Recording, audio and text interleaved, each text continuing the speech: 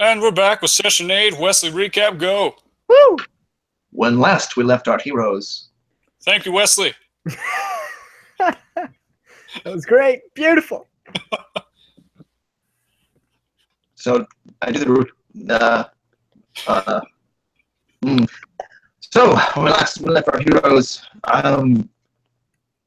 we just ended a large battle between these gnolls and our force. We'd been ambushed by these gnolls, and so after they had assaulted our little base, little town, our meeting, we went to battle with these gnolls, and in the course of the battle, we won.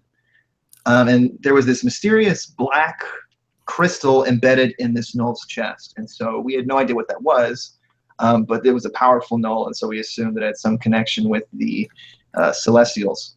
And from there, out of nowhere, one of the main villains from the campaign, someone from Adrian's past, came by the name of, oh wow, this is the worst time to blank on a name that's really important.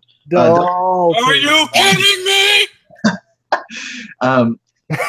So from there, he just appeared out of nowhere with no reinforcements. There were about, we have our army or whatever, and he just kind of shows up.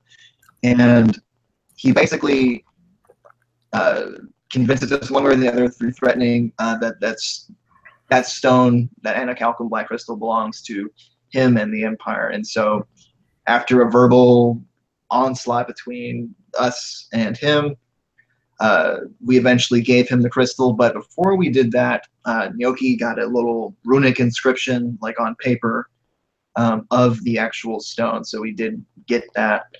And from there, Also, thought all was lost. It got even worse.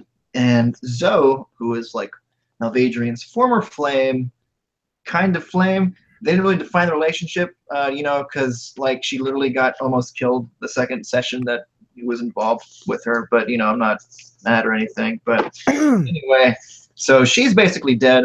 Not dead, but mostly dead. comatose. She's in a coma, so basically dead. She was somehow magically mumbo-jumboed in her head by Dalton, and then he left with his little army, and they kind of just disappeared with the same little teleportation circle thing that we kind of got trapped in for a month. That was kind of tied to a previous enemy, that was the Halcyon. And so from there, everybody was, Illigath was wounded. Malvadrian was psychologically destroyed. Gnocchi was hungry, and from there we kind of had to lick our wounds a little bit, and we regrouped, and we are now embarking on a journey to not only kind of strike back, but to get some more allies from the dwarves of Marigold. But before we do that, we're going to the gnomes, who were kind of really good weaponsmiths in this world, and we're going to give them our inscription. And then hopefully we're also going to a lake that has supposed healing properties in order to resuscitate Zoe. And I think that's about it, unless I forgot something. But yeah. All right, that was a pretty good recap. I do have one thing, though, and I think Logan had something else earlier. Oh, I was just going to add that we also sabotaged the crystal covertly before we handed it back. Yes. Yeah, and I'm about Gnocchi being hungry. Well, that is true, and will forever remain true. Also my favorite part of the recap. But we also found out that not only does Dalton have a past with Malvadrian, he also has somewhat of a past with Gnocchi. Dun dun dun. Now, we're not entirely sure of what that past is, but it is definitely not a favorable one. He apparently held a blade to someone's throat that was seemed to be close to Gnocchi. But that's about. That sound good? Ryan? Sounds beautiful. All right. Okay. So, yeah, good recap. Okay. Now let's go into it. Before we join our heroes on the road to go visit the gnomes, we're going to take a visit to someplace else.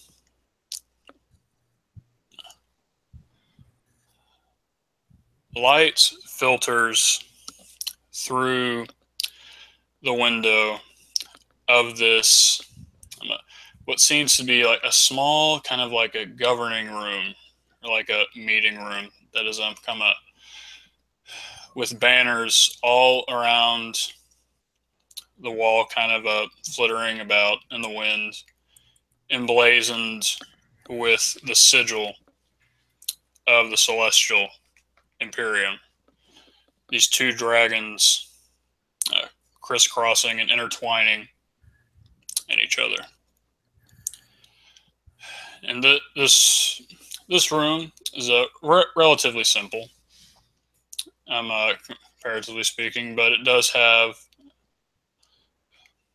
a nice table, some stone brick furnishings, and pacing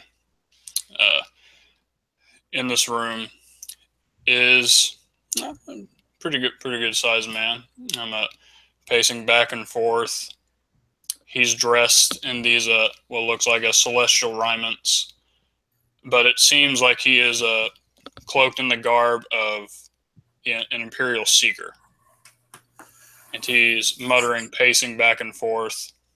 And beside him, sitting on the table, is this massive man who his face is obscured by this ornate mask that covers the entirety of his face. And he's dressed in more white robes, more akin, but underneath still has this is a hardened, like studded leather armor, and his muscles bulge through the clothing, and he's just kind of sitting there quietly. And he looks over. You know, Cassius, thing around like that won't make it go any faster. He'll be here. Dalton always gets the job done, you know that. Now, the man, presumably named Cassius, curses under his breath, Celestial, and responds to him. Yeah, you say that. Yeah. I don't know what the Messiah sees in him. I really don't.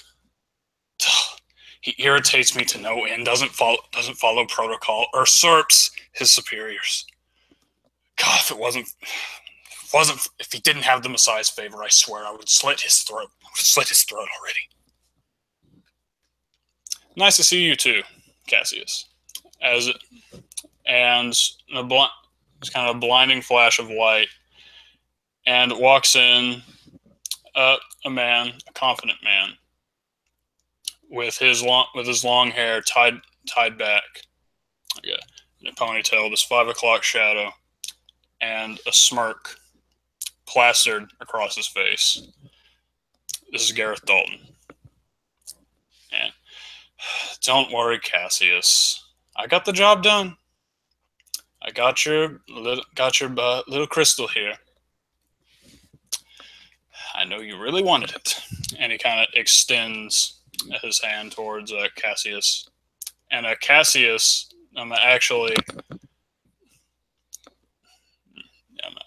Cassius, still looking angry, goes up, swipes it from him, looks it over. It's like, so those usurpers, were they really able to defeat Amadeus's creation? Yeah, apparently. Because otherwise I wouldn't have the crystal. I wouldn't have delivered it to you. you know, it's like, you and your damn sarcasm, Dalton. Fuck bless it. Yeah, well. Okay, am I done here? I do have other matters to attend to. I love chatting with you, but, you know, have places to go, things to see, people to kill, probably. Yes. Whatever, Dalton, you're dismissed. Go. Go see Tamarangol. No problem. I assure you, I'll get the job done. No worries. And Dalton walks out of the room. And we see a little flashback looking at the hand where the Anacalcum, where he held the Anacalcum before, just kind of rolling it over, inspecting it, looking at it. And all you see is his smirk widens into a smile. And now the camera pans out to another place. These are what we might call the pillared plains. These are the plains to the east, if I can get my directions right, to the east. In the place we know Fahrenheim, where our heroes were before. And they're called such because in these plains, these big stone pillars, almost like obelisk, looking objects, reside and cannot jut from the ground. No one exactly knows why they're there or what their purpose is, but they all reside on this plain, kind of like this hilly area, and everything's peaceful, quiet, but then you hear a rumbling. It gets louder and louder and louder. And over the crest of the hill, we see a very thin, scared-looking man run up and over the side of the hill, like, "Run for your lives!" And we see also cresting the hill this huge, broadly muscled man, running with this giant stone shield in hand, along with a small gnome, bearded, crazy haired, but still running, and then also a man with kind of a complexion, but normally he seems rather stoic, but now it's I'd say it's a little bit of panic.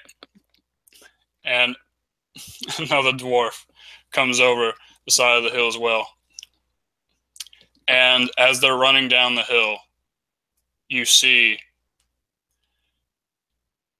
a wave of these huge animals, these huge creatures that are stampeding down this hill.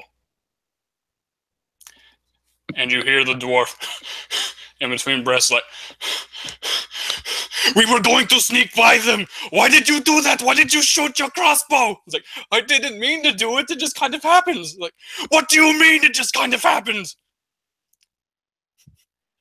And let's get Illios' opinion on this matter as you are running away from this stampede of creatures into these pillared plains. Do not look back, comrades! Run for your lives!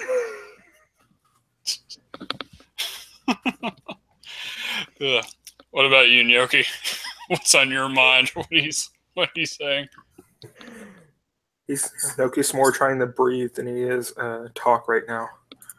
He usually doesn't run this fast. What about you, Mal?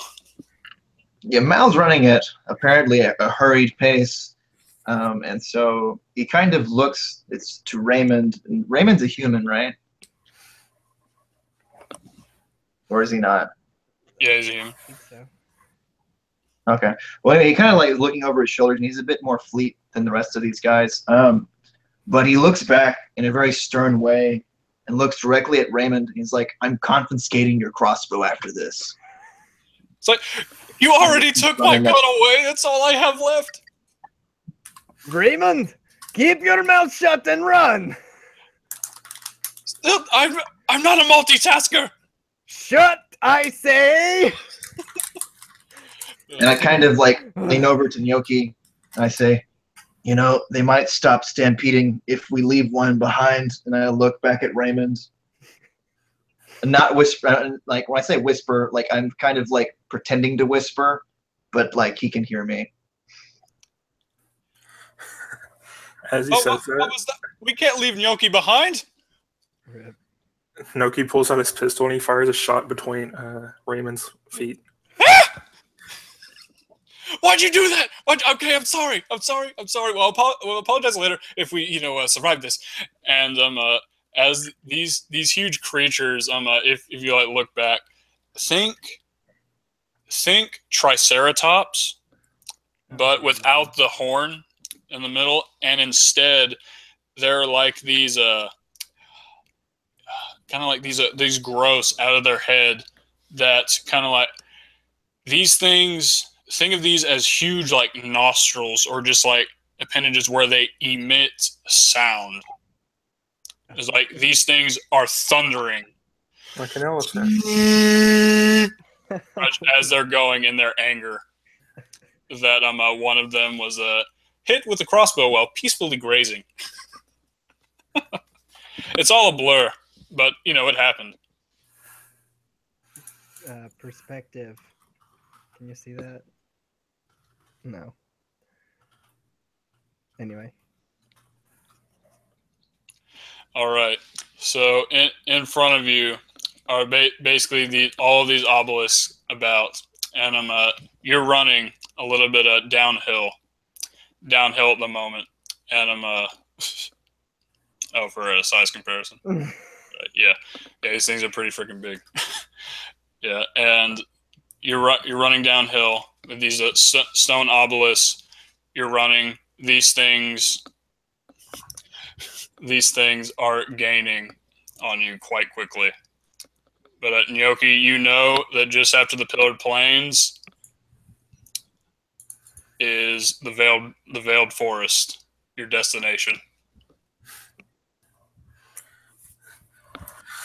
He's gonna speed up just a tad bit more, run as fast as he can to get into the forest. All right, and these things, as they ram into the stone obelisks, these things they give.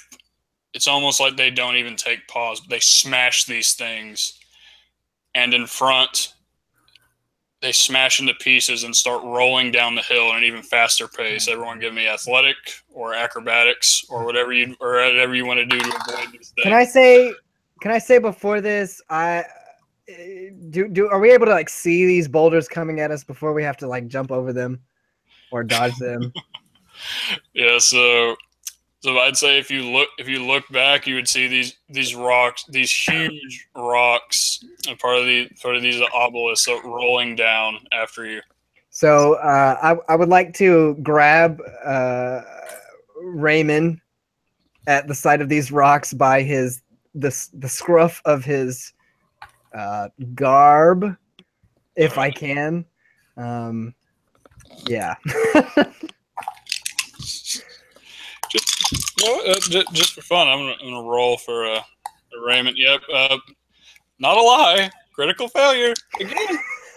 So you made a good decision. So yeah, like I say, I grab Raymond before he has the chance to, f up, dodging these rocks or something. Thank you. Yeah, and I mean, I'm just gonna carry him, like this. I could have jumped over it myself. And that's gonna be very high. All right. So, what do you do? What do you do to avoid these things, or do you avoid them? Like, what do you do? Was it athletics or acrobatics that you used? It was athletics. All right. How do you avoid it? Well, I'd like to. I mean, how big are these rocks? They are pretty big. These stone obols jut up. Pretty not like enormous, but they're just like these 10-foot, like kind of like 10-foot tall stone, like kind of like these stone rock material. 10 foot. Okay, so did Gnocchi and Mal pass? I don't know. Did they? What'd y'all get? Does a 7 pass? So okay, good. So what I would like to see, and however, I envision Illigith as in trying to literally shoulder ram these boulders out of the path of his friends. Obviously, they're massive, and we're running, but that's the idea. All right, you do so. What about you, Gnocchi? How did you do? 23. 23. Hey, All right. This boulder's just rolling down the hill at Noki. After hearing the crash, he looks back. He predicts it coming at him. He just veers his path just a little bit so that it rolls past him. Nice. And Dolgrim, I'm just like, ooh, ah! He's kind of like he's a lot more dexterous than you think a dwarf might be as he does this. And Illigith, you said that you were kind of like ramming these things. yeah, that's the idea. And my athletics was a 24. All right, nice. And so Malvadrian, with your 7, you actually lose your footing for a slight bit. You trip a little on the boulder that almost comes over you and ends your life in its tracks, or at least presumably. But Illigith rams it aside. Golly. You say anything to Illigith? Nope, I just get up and run. Good. As he should. I just like kind of pat him on the shoulder and just book it. And, or I try to pat him on the shoulder. I guess like more on the lat since he's so tall or something. Long way up there. And I'm like, you're not sure. But like out of the corner of your eye, you think it's another rock tumbling down the side of the cliff, but it's actually Jeff, who is tumbling, rolling in over in his little fat body down the hill. How far am I from Jeff? Jeff's about to get shot. It's a good shot. His misery. If only it's Raymond. Let's see. Let's see. You're probably a good it's probably less than 10 feet away from you. Flailing. He's like, that's what you hear. As he's going down. God bless. I do my absolute best to run over to him and try and pick him up upright somewhat and get him back on his feet. Right. Please make me an acrobatics check to see if you do. Noki trips over Jeff. Oh dear. Yes. He doesn't quite fall over tumbling, but he basically trips over Jeff, stumbles, and then keeps running himself. As he keeps going, he keeps tumbling down the hill, gaining speed. It's all right. And I'm at this point, you hear from behind you again. The ground starts to rumble even more. As these things gain. You also hear as some of them trip and fall and tumble. You see some of them tumble past you. It's like these huge creatures. And I want everyone to make dex saving throws. Say what? All right, my shield's gonna help me out here. I'm hoping. Hooray for a freaking shield master! All right. I got a 16. 11. Well, not hooray. What'd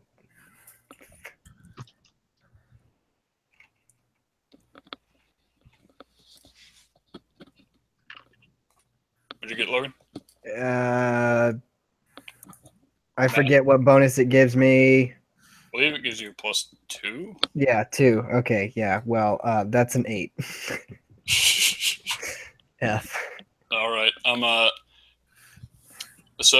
Can you kind of describe like how exactly in this situation you'd be using your shield to kind of like help with this? I'm not sure what exactly is happening to me. Basically, you look over, and these things are tumbling down, and that also to you, Nyoki, these things almost barrel into you, and it looks like a leg just kind of like kicks out at you, or its tail, or just something just like just hits you, and both Illigath and Nyoki will take 4 points of bludgeoning damage. Good lord. And from this, because you're kind of tumbling at this point, you will have a disadvantage on the next acrobatics or athletics check you make. So I see. Before this, I saw Illigith, as in trying to like shield, with Raymond in one arm. Yeah.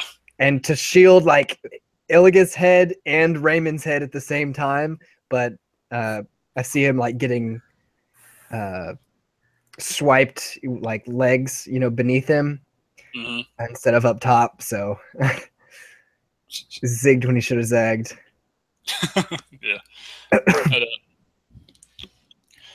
All right, so Malvadrian, you avoided any of that damage. I mean, you definitely moved out of the way. Or if there's anything more cinematic that you'd like to say that you did, you're muted, by the way. It's because when I was pushing past, the thing that hit Illigath, basically when I just like didn't say anything and patted him on the shoulder, that's the reason why I didn't take any damage. So just saying. Thanks, buddy. And then I'm like halfway down the road. All right. So as another wave of these boulders that comes through, go ahead and make your athletics or acrobatics checks. Make your athletics check. Illigath and Nyoki, remember this is a disadvantage. Yeah. Of course, I crit the first one. Yeah. So that's a disadvantage. You said I can make athletics? Or acrobatics. So that's a 14. God, Right. I have double proficiency in athletics. 10. 10? 20. Just a 20. If Noki fails, I have an idea. All right. Nyoki actually does fail. Okay. And so it's like rocks are falling from the sky, like from the pillars, right? Basically, yes. These pillars are being crushed. And Basically, so, yeah, my kind of like visual of it is like, basically like I see a rock falling, and my patron's a pretty strong guy, so he picks up like a sizable rock or whatever, and he kind of like does the thing where like, the little spinny thing where they get the little the shot put. He kind of like that. Oh yeah, yeah. Go next to Yoki, and like because he has such good like aim, he kind of times it just right where he throws that kind of big rock, not enough to like break the rock, but enough to just alter it, like so imagine like just enough to intercept it and kind of like almost hit Nyoki, but hopefully not quite. Just kind of that kind of visual in your head. All right, nice. So yeah, Nyoki, you were almost hit by one of these rocks, but with the expert marksmanship of Malvadrian, the rock that was going to hit you was pushed slightly off course, and you see it, and you feel the wind like kind of like it as it whizzes by you, like it almost smashed into you. You hear Noki kind of like mumble his thanks to you, but you're not really sure if he's saying thanks or not. He's out of breath. He's running his little heart out. And you do actually notice that Gnocchi, because he is a gnome and has a slower movement speed, he is actually lagging behind a little bit. You're starting to lag behind y'all as y'all move. Right. So as this is happening, you see the hill actually begins to, get less and less of a decline. And actually go ahead and make perception checks.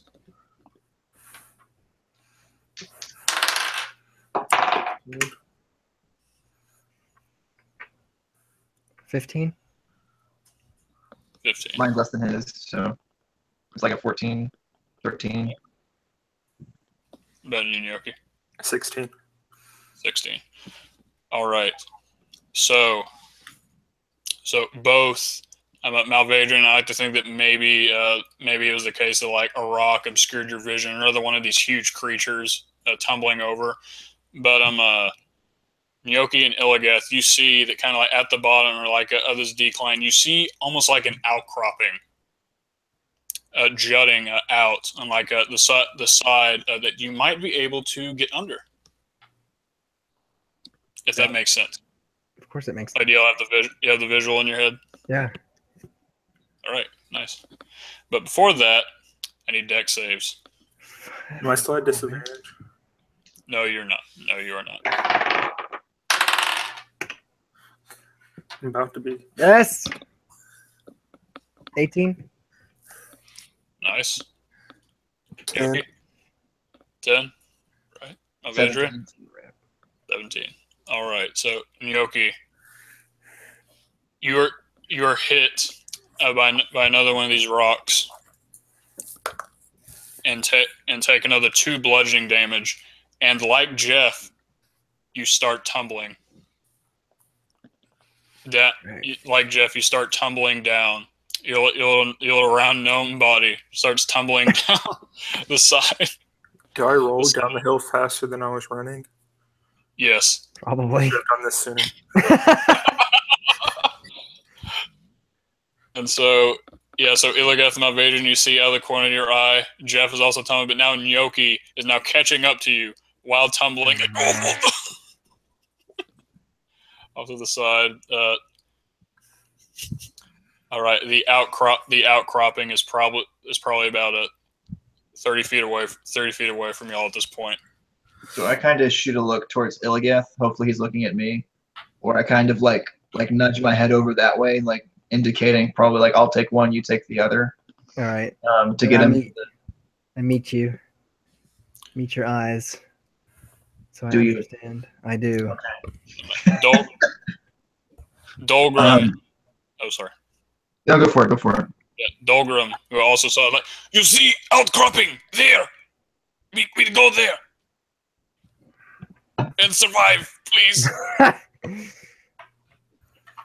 were you gonna say? What's that? Yeah. So I think I don't know who's on which side. Mm-hmm. As far as like who's closer to Jeff and who's closer to Gnocchi. Whichever one I'm closest to is the one I'm gonna attempt to, I don't know, redirect towards the outcropping. I'm gonna try to like grab either one of them's hands and kind of like, if they're like tumbling like head over like heel type of thing, grab their hands and kind of like slingshot them towards the not very dainty but very like slingshot type of way towards the outcropping. All right. I will say that Jeff is the one closest to Malvadrian and Gnocchi. You don't want to you don't want to have Ryan take any damage from my thing. I got you. Rip. No. It's fine, boy. I don't care. That was just all right. Let's go. So I guess I'm gonna athletics check to try and completely stop Gnocchi from rolling and to kind of grab him. Yeah, go for it. And for Mal, I would need also an athletics or acrobatics check to do the same to Jeff. Oh, very good. 24. Nice. My second 18 athletics on the die. So yeah, my goal is to now, is to literally offer my hand to Gnocchi, who probably can't really see it, but to grab his hand and muscle him up to me without falling over, and then literally like, I'm running that 30-foot or whatever to just pile drive like into that outcropping, like lunge out of the way. This visual, you are now holding Raymond and Gnocchi.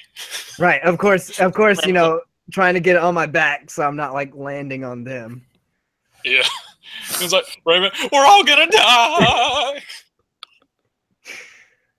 I'm sorry. Idiot. What was your acrobatic spell? 18. 18. All right. So how was it again that you were going to sling Jeff?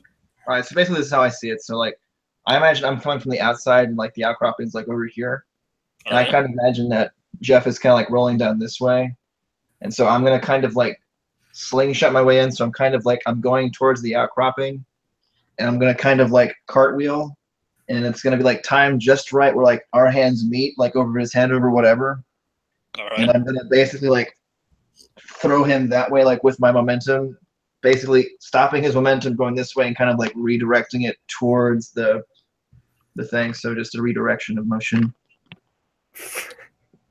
Yeah, that's doable. All right. You do so. Anything is possible. For a possible. All right. Sorry. Rip. I butchered it. Okay. Moving on. All right. Doot, doot, doot. Do I succeed or do I fail? Never did I think I'd make a Kim Possible reference in a D&D session. For Anyway, real. childhood. All right. So you do that Malvadrian, and I'm doing that. I think. You know what? Give me another acrobatics for yourself. Mhm. 26. Oh yeah, you All right, expertly. 24. No, 22. Yeah, Still 22. like, expertly. This is just another day. Another day in the life of Malvadrian von Silas. It is nothing. You managed to get yourself in the outcropping, and Illigith, you do so as well. In a cloud Without, of without crushing dust. Gnocchi or Raymond That was the goal. beneath your weight. So basically, as you're in this outcropping, you hear as basically this huge stampede kind of still going down this hill as these rocks tumble, and these creatures fall over, and it's just a cacophony. And it's like you think maybe for a second like the outcropping you're in is like or something's going to give way, and maybe you're going to go tumbling down again. But then eventually the sounds fade like into the distance, and the ground stops rumbling. So is this met with like a tree line, or Is it met with a tree line? or are we like just in the we've made it to the bottom of the hill and there was an outcropping and it's still like plains? Yeah. Okay. So the forest is very near here. Like y'all are pretty much almost there at this point. So yeah. Raymond or Dolgrim's like, I am going to kill you. I'm not lying this time either. I'm going to do it. Someone better stop me. Yeah, I'm sorry, Raymond. I do not have the energy to stop him. It's okay. He's just kidding. As Dolgrim leaps at Raymond, and he's just kind of chasing Raymond along, and while he's doing that, over there, kind of like watching that in the distance, but Raymond is faster than Dolgrim because Dolgrim is a dwarf. So it's like, so you just see those antics like in the back. All right, Gnocchi, I'm as I said, this forest, the veiled wood, is incredibly close to here. Like you can see it kind of like off to the side in the distance. This wide expanse of trees, this canopy, kind of like the plains end, and there's like this very very very slight decline like into this massive forest. Yeah, Noki hasn't seen anything yet. He's laying on the ground, eyes closed, trying to catch his breath. He has no idea what's going on with like Raymond and Dolgrim. Yeah.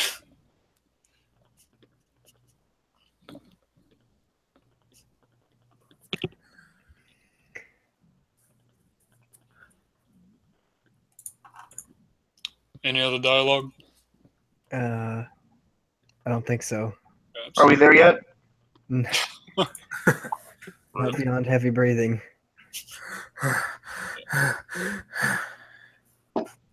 You're actually here in the distance. So we're there, right? Ah! As he jumps, Dolgrim almost gets him. And then from there, yeah, like cutscene. And then y'all are there in front of the veiled wood. And it sprawls before you.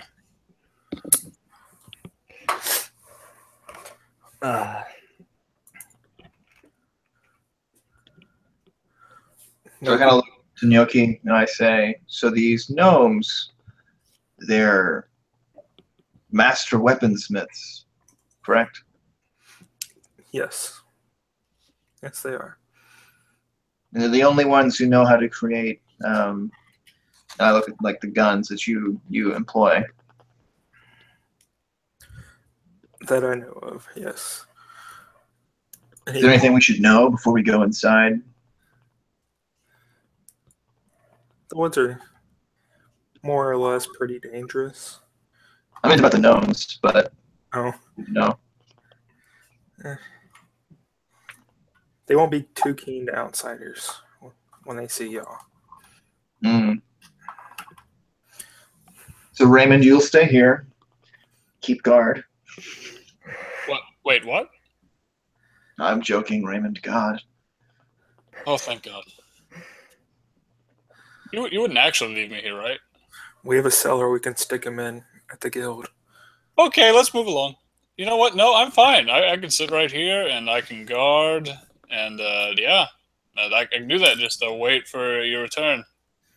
Yeah, it'd be no, Raymond, can't do this. You have to be brave. You have to.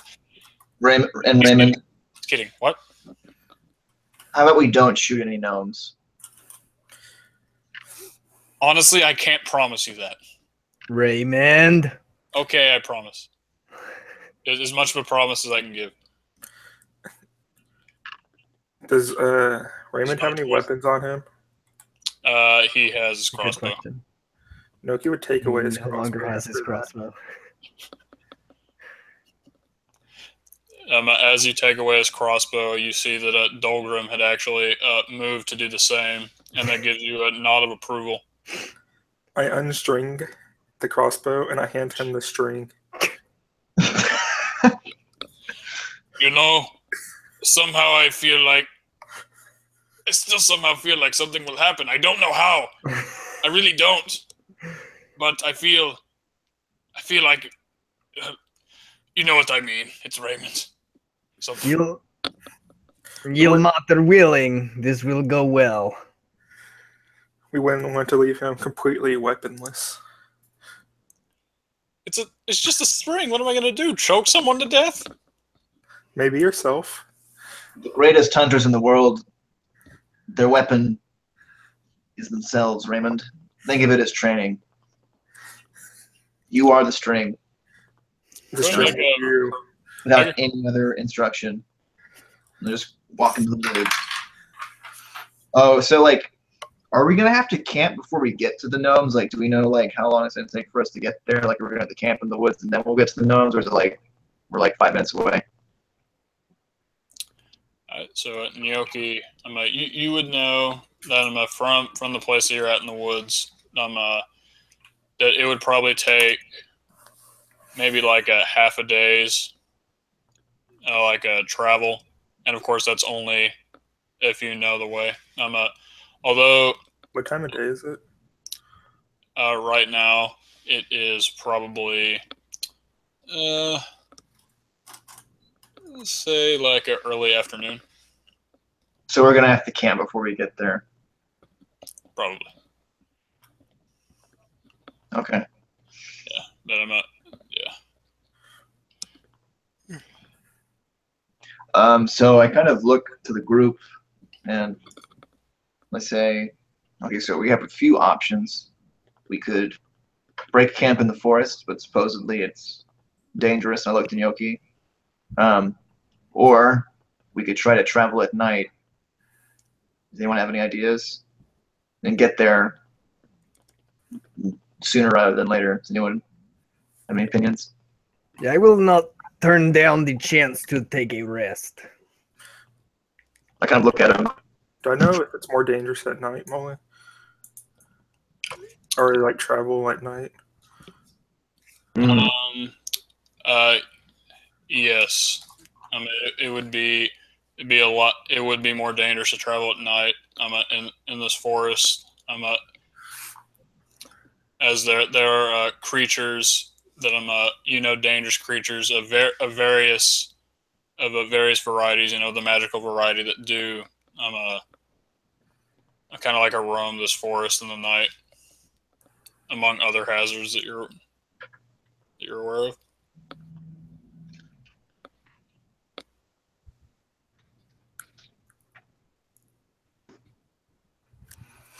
Okay, I would tell that to my group.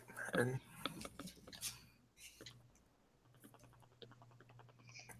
I also put out there that I'm kind of a great woodsman and I can travel uninhibited in either conditions. So it's up to you guys. But it looks like resting is the best option. We'll just do that. How long has it been since we departed? Departed from the Silver Serpents and Merton. Was that a yes? Indeed. Oh, okay. You've probably since I've been traveling on foot, probably about I want to say give or take a 5 or 6 day journey. All right. Okay. So, I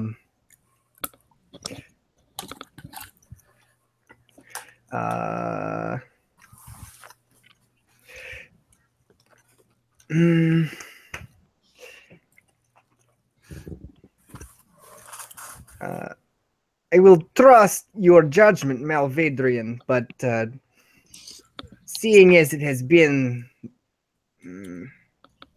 many days since that we are traveling, I would not be averse to you going ahead and letting the guild know. I believe that time is of the essence. I kind of look like I'm considering my options and kind of looking, and then I kind of nod, but then I look back to you and say, while it is probably important, I do not think it is of such importance as to separate us from each other. If I've learned anything in these past couple of days is that we're stronger together than we are separated. This is okay as well. It's also not smart to travel at night with humans. We don't want fires and torches.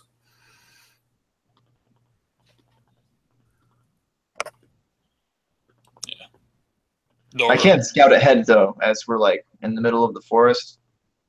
So I can move through difficult terrain as though it's normal terrain and kind of probably move a little bit faster in the woods than you guys can. So I can go up and be I don't know 60 feet within eye distance ahead of you guys and kind of be surveying and stuff. So I'll do that, but I'll keep within eye and shouting distance.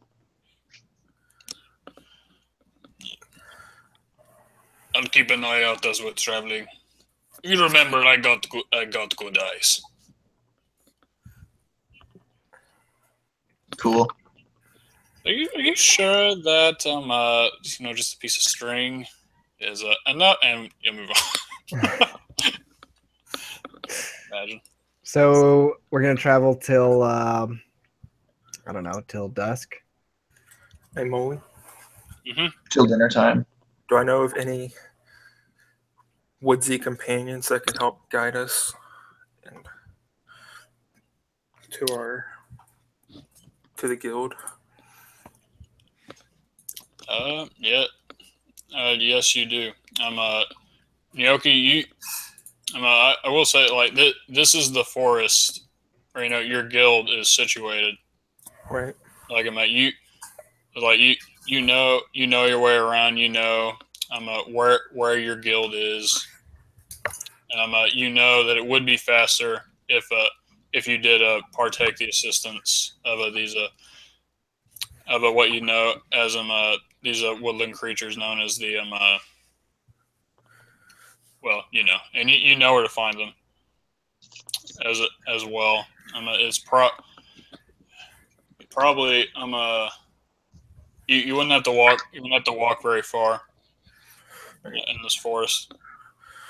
I tell that to my group. I know of people that can help us get through the woods and keep away trouble if it comes to near us.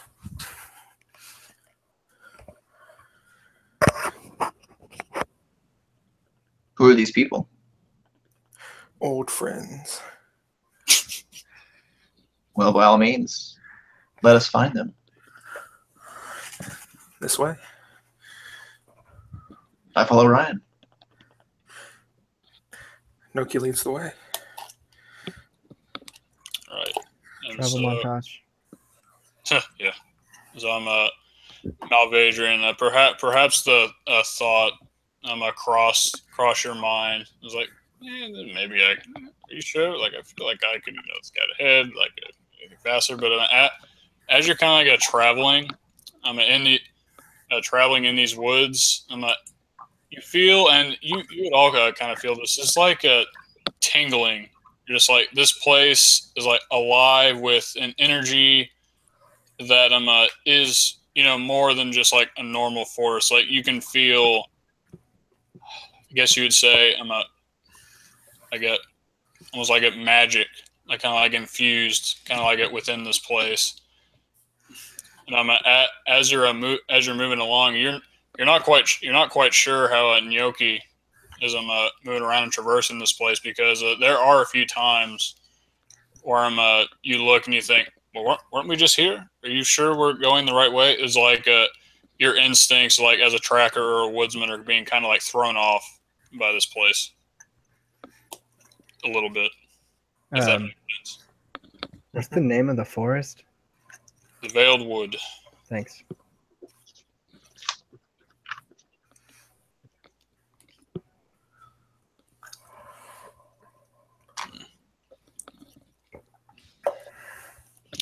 All right.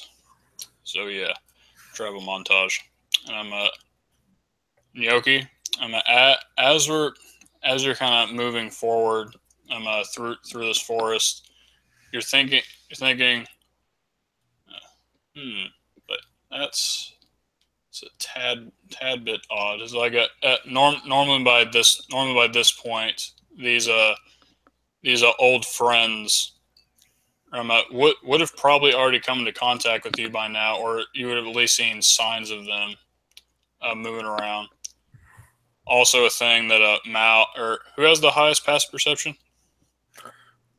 I have a Not 16. You have a 16. Yeah. What about you, Mal?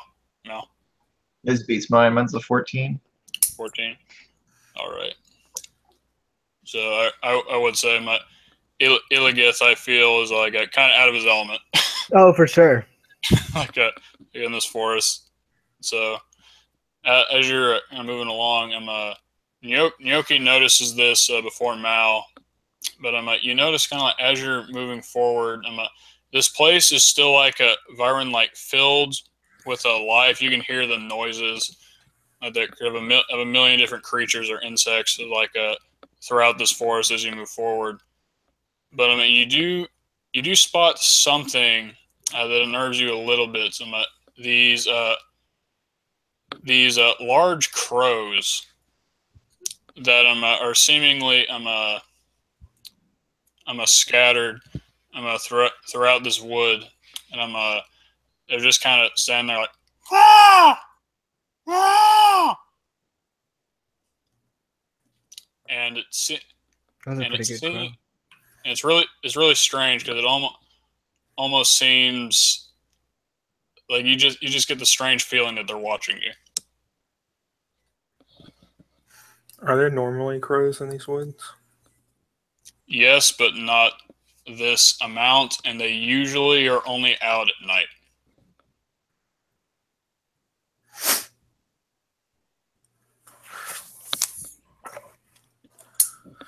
Noki would kind of reach back for his rifle, his musket, and say, something's wrong. These crows shouldn't be out yet. They only come out at night. And when he were you not? I'm sorry. Were you done? Yeah. And when he says something's wrong, Illigith is gonna. It's like he was just kind of out of tune with everything. This isn't really his element. But when he says there's something wrong, he kind of like hones in on the area to see if he gets kind of like this, nauseous feeling, or if anything is particularly evil. Mm-hmm. But yes, as you're kind of focusing, with your divine sense, you do notice this.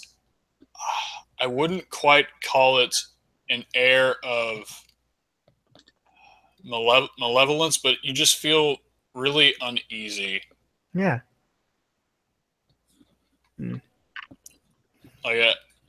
As you're moving forward, and you're not quite sure of like an origin or whatnot. Yeah. You kind of feel that all around you, I guess. Yes. You're not quite sure, but something's wrong. Sorry. This is strange. I am no forester, but something is amiss. So Molly, I can rudimentarily communicate with animals, like a very basic communication. So can I kind of tap into that sense and try to see if there's an intelligence to them that's like otherwise wouldn't be in a wild animal? Yeah, sure, go for it. And how do you go about this? You're muted. Yeah, somebody's talking to him. Oh, okay. Hopefully that wasn't too urgent. Another Y. Yeah, right. Hope so. Since he didn't say anything, I hope that's. Hopefully, it was Lincoln peed on the floor again. Come clean it up. LOL.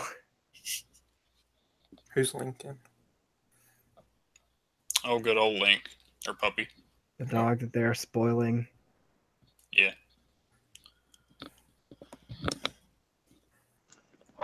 Sorry. Was it Link related? What's up? Was it Link related? No, just Aunt stuff. She's wanted to say goodnight. Oh, okay. Aw.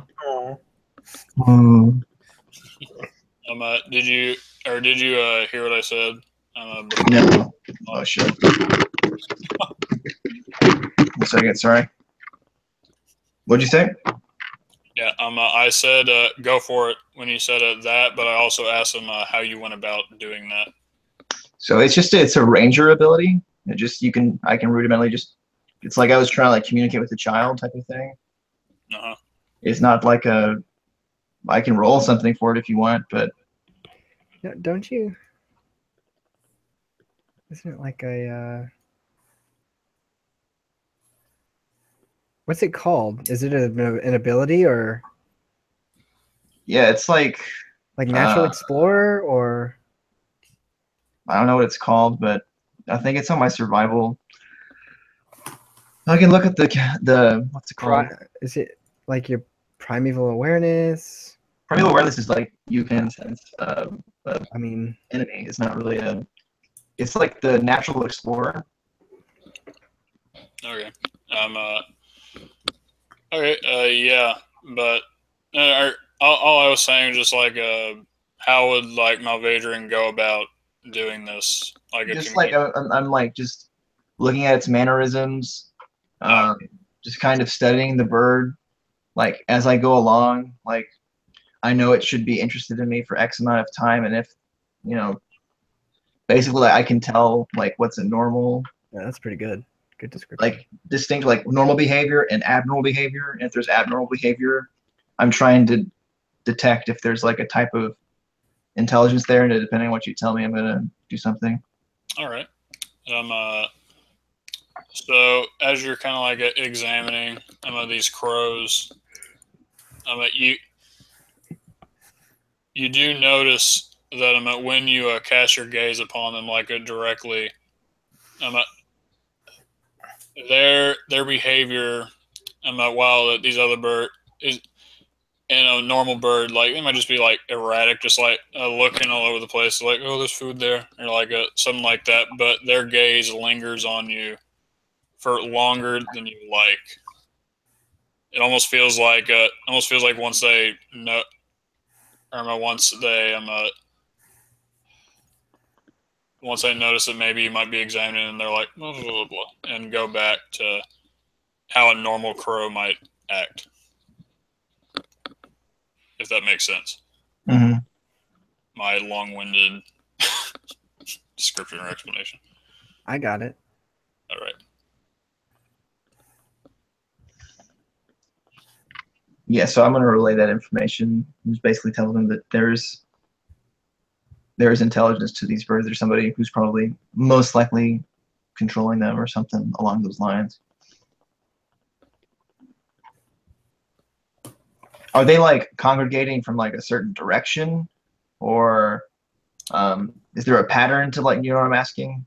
Yeah, I know what you're asking. Like, is there a bigger concentration of them to like our left or right, forward? Like, are they trying to like communicate with us? Like, is there like a sign? They like it's like I don't know what role this would be. It might be like perception or survival, or what do you?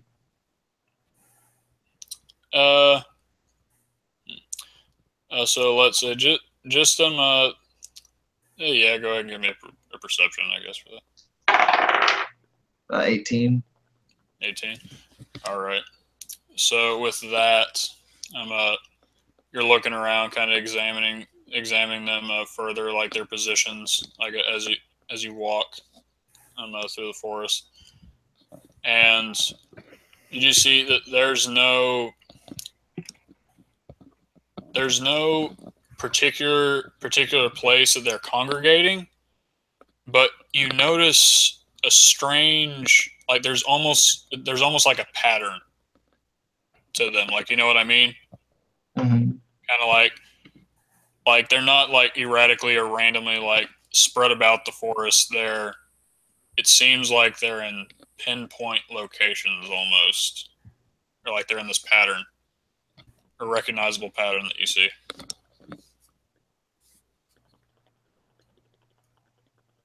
If that makes sense. I guess.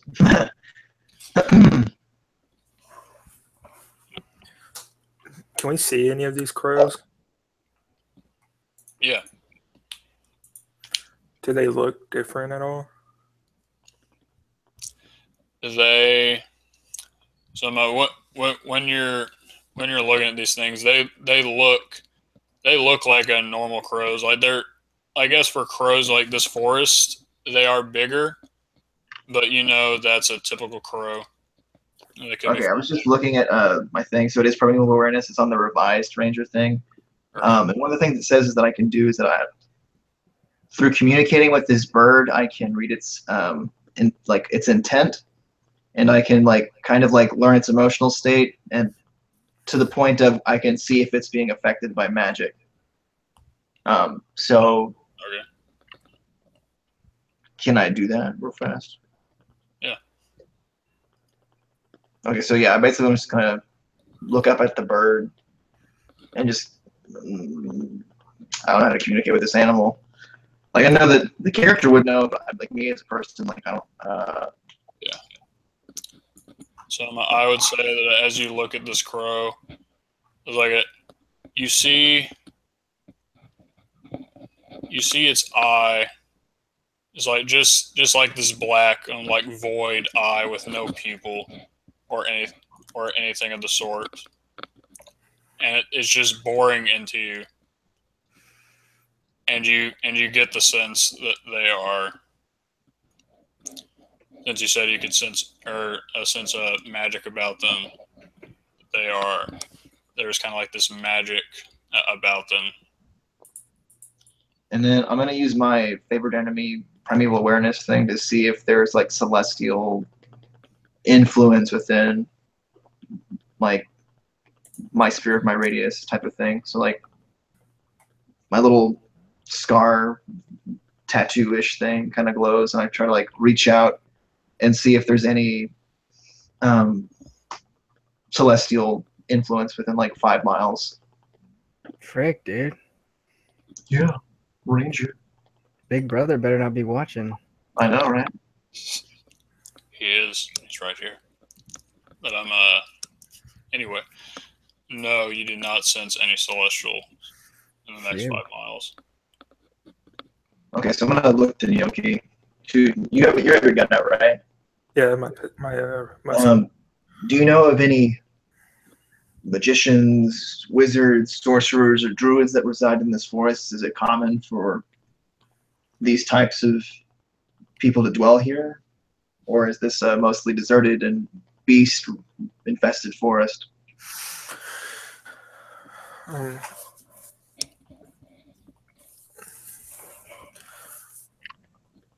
We came this way looking for a small clan of dryads that inhabit this area that we are good friends with to help guide us through. I've never seen anything like these crows before. How long ago did you see these dryads?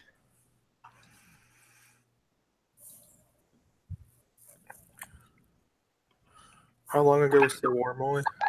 Yeah, at this point, you've probably been away from the guild for about a year and a half. I'd say it's probably been about a year and 4 months or so since I've been in these woods.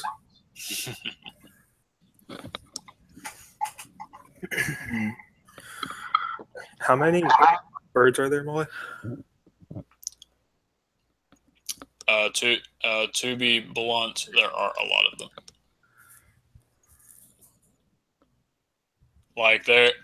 They are they're not overbearing, but like Malvadrian kind of noticed that there are crows in spots where they probably wouldn't be, and like some kind of patterns, like they were like stationed there or something. So kind of like they're like a perimeter almost, right? Yeah, something like that.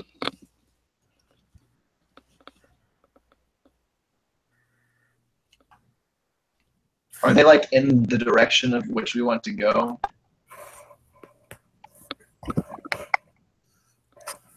Yes. I look to Gnocchi and I convey to him that it's kind of like they're guarding this like little section, or that's what it looks like. And so is there a way that we can circumvent this to get to the dryads, or do we have to go through this way? We could always backtrack and take a longer route. But we came this way specifically looking for the dryads.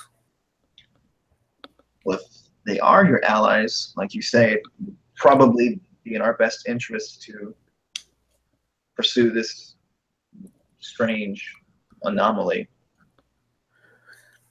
I agree. And the only thing I can think of now is let's take out these birds.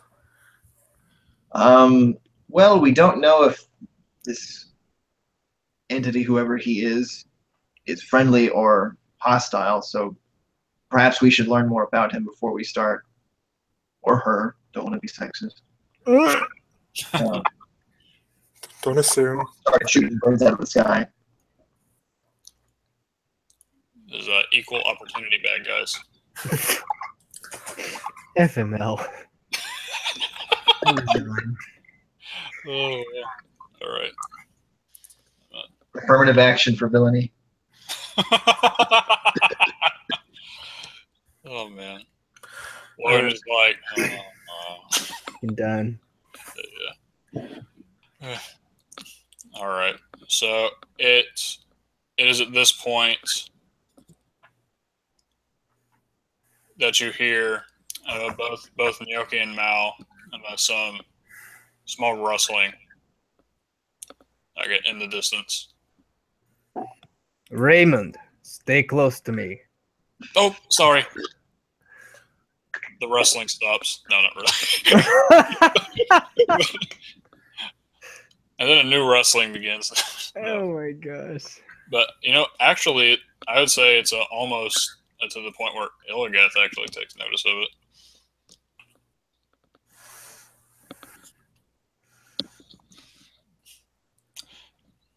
And from kind of like the source of this rustling here. Oh, God. Oh, these damn birds everywhere. Oh, come on. They're here. We know they're here. They're close. Gnocchi! Gnocchi! Are you there? Where's that coming from? It's coming from pretty much directly ahead from like a direction that you would want to be traveling to get to the Dryads to get to your guild. And you recognize the voice immediately. It's the voice of Xylem, the one who left to bring your blueprints to the guild. Ah, yes. I'm going to say, Xylem, show yourself. Oh, yes. Oh, Gnocchi, you are here. Oh, fantastic. I'm going to have my musket pointed towards that direction just in case till he shows himself. Yeah. So Xylem emerges from the bushes with a rifle of his own, kind of like down, and there are these two other gnomes that you recognize as members of your guild, and as they see you, they heave a sigh of relief. Like, oh, thank God, Gnocchi, you're safe. I'm glad we got to you. Glad we got to you in time. In time for what? And it's at this point that the crows like I start ruffling and I disappear into the canopy. I told you we should have shot them. It's like Gnocchi, it's terrible. The hags, they're up and about. Oh, Gnocchi, they scared the Dryads. Even Talbot and the Ganassi. They. Oh my gosh, it's terrible. I'm glad we got to you. We need to go. We need to get you to the guild now. All right. He kind of points and says, "Lead the way." I say yes. Yes, of course. And then Noki's gonna ask Mal to stay up front, and then Noki's gonna stay in the back. Okay, don't. Anybody else? Let us make haste. All right. And so y'all are traveling and traveling at Xylem, kind of like making a small talk, I guess. They're going like, oh, Gnocchi, we got the blueprints back. The guns in development. It might even be ready by the time we get there. Fantastic. You have to test it out, but we wanted you Be the one to do it. That's great to hear. Yes. The hags have they've expanded their dominion, or just all of a sudden we lost contact with the Ganassi. And the Dryads. The Dryads are too scared to even come out. It's oh my gosh, it's just terrible.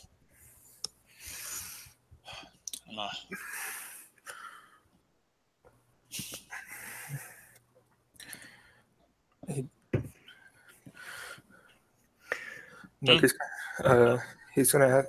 How long has this been going on? There's a small talk kind of walking along. I was gonna ask how long the hags have come since the hags have come out. Oh, it was just basically ever since I arrived here. I was able to get there, and then we went back out. Scouting, tried to make contact. We couldn't. And I'm just glad we found you. I'm glad you're here. Or something bad could have happened to you. How'd you know we were out here?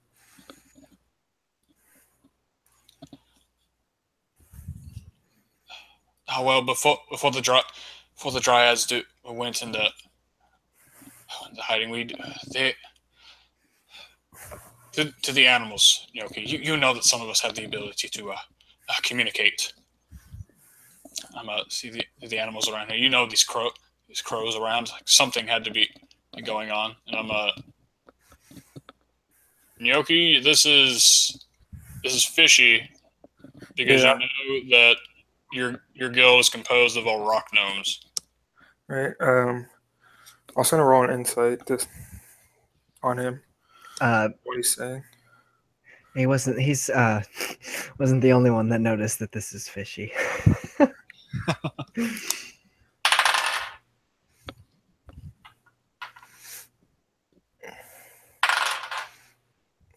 Jesus. Noki notices absolutely nothing with the 2+ modifier. 8 total. 8 total. All right. I will say that just from the comments and like you do know that something is going on as fishy. You're just like something is wrong. Something seems wrong. Are we going in the right direction? You seem to be heading in the right direction. Yes. And did my divine sense change at all when they came into our proximity? Mm. Yeah. So or like, did my unease alleviate when the crows disappeared? That's a better question. Yeah. Now that you're thinking about that, and you do seem like things wrong here. It didn't go away. Have the 2 other gnomes said anything? They haven't. They've just been walking along Xylem and following him. Sorry. No, you're good. So we have Jeff, Dolgrim, and Raymond, correct? Yes. So I'm going to assume that as we travel, we're in mostly a line, and I'm going to kind of like drift toward the back where Gnocchi is as we walk. I'm going to call out the other 2 gnomes by name and just ask them like what they've been working on. What they've been doing. Yeah, they were talking about blueprints, weren't they? Xylem was, but the other 2 gnomes haven't talked at all. And gnomes like to talk. Mm.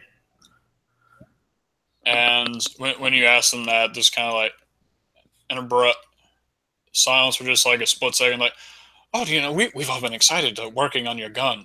What would you call it? The scatter shot? Or it really is an amazing gun. Yeah, I can't wait for you to get back there and test it out. We can't wait.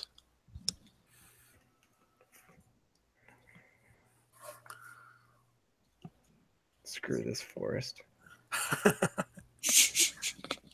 Which one? Did one of the other two gnomes say that? Yes.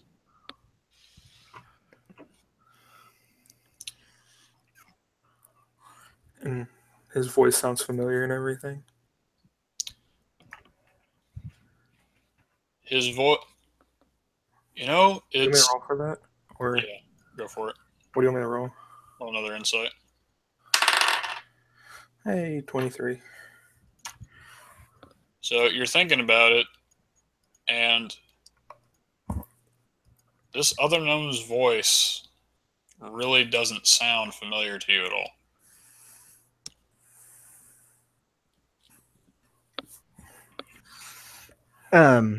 Oh, go ahead. Sorry, I'm thinking. Play slowly. I'm thinking.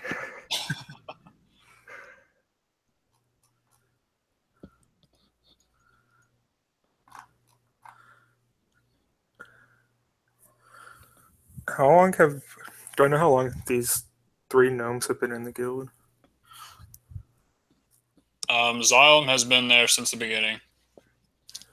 These other two, which the more and more you look at them and like hearing them, you're really not recognizing them like at all.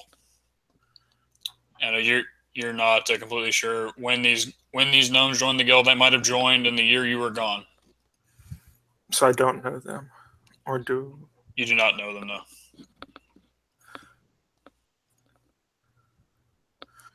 Um, I'm going to ask Xylem the exact date that we formed this. So hold on. Like I said, I was backing up toward Gnocchi, and I'm gonna, kind of look like I'm just conversing with him, and I'm gonna, Gnocchi, I'm getting strange feeling about your friends. Are they your friends? And I'm saying this in a whispered tone so as not to carry my voice. Yeah, the other gnomes' backs are to you. They're not. Really doesn't seem like they're paying attention. Noki's going to kind of like Illios made a joke. He's going to like fake a laugh and say, "No, I don't really recognize this. I don't really recognize it." But he's not going to say it real loud. He's going to say it in like a joking manner, like he's joking with Illigath.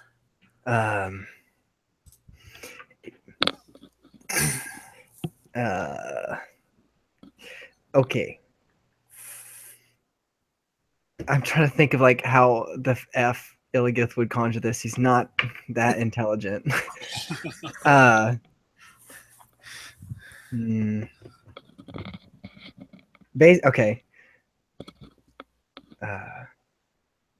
All right.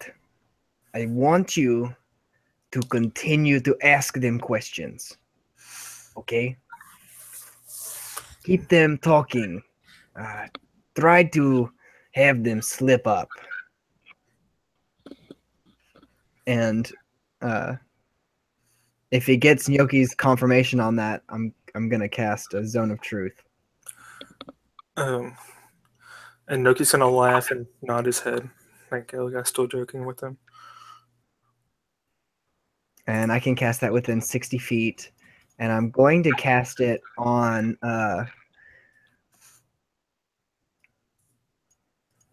I imagine Xylem's like walking in the middle of these two gnomes, yeah? Mm-hmm. So I'm gonna cast it on Xylem. I don't know, his person. And it's got a 15-foot radius. And Sorry. and they get a charisma saving throw. Okay. Which in my DC, I guess my DC is a 13, I think. Okay. They fail it miserably. Okay. So this is just for your information. On a failed save, a creature can't speak a deliberate lie while in the radius. All right. But if you want to click on the link, Molly, you can read the bottom part of the spell about the affected creature.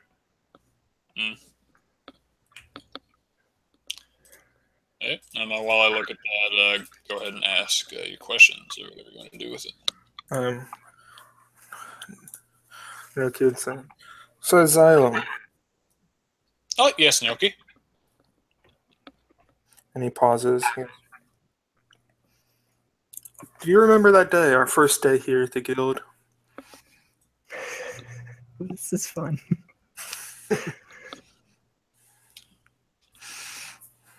Oh, well, yeah, it really was. It really was a tough time. You know, I was quite drunk that day, and I'm, you know, just so happy, like celebrating the creation of this guild. I don't quite remember. I think I remember making contact with Talbot. I think we were just in talks, actually. What was that last part again? Talbot, or just in talks with Talbot. And you said Talbot was the Ganassi? Yeah.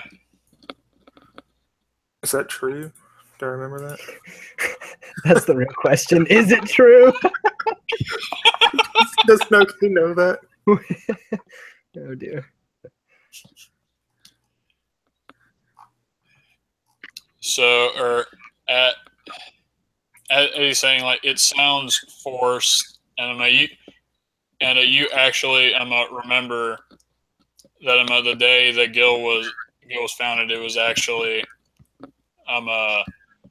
you and Hequist and everything that had gotten drunk, but Xylem had actually abstained. And Talbot was nowhere to be found on that day, since he's not a gnome.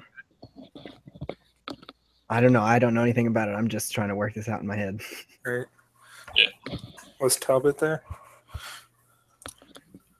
Or were we making deals with him?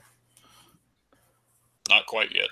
Yeah, so what I'm trying to say is it sounds like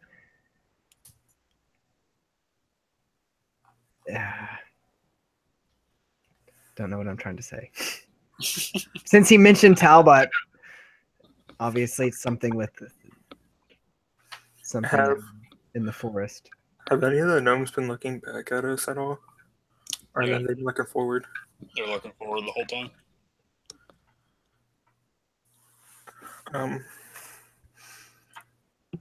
I'm gonna roll a stealth and try and have Illigath kind of walk a little bit faster and kind of catch up to Mal. I can do that without them noticing. All right. That I'm advancing, just kind of walking at a faster pace to I had to say something to Mal or Right.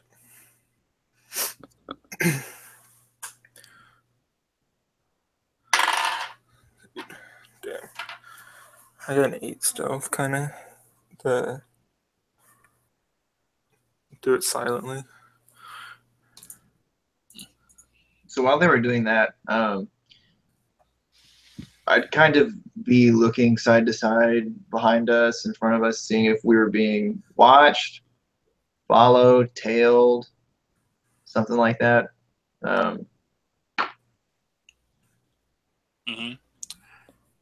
Is there anything that happened, or If you want, go ahead and give me a perception.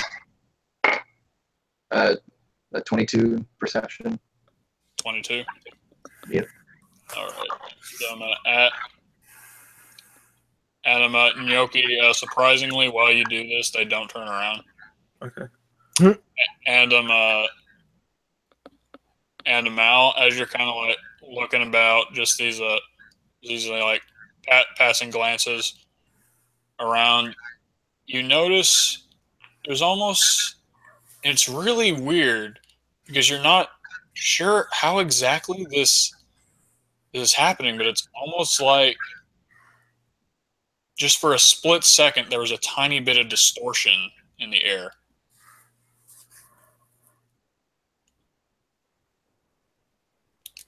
Because like think of like like you're watching a TV show and like like just a little bit of fuzz or like distortion. You know what I'm talking about? Sure, yeah.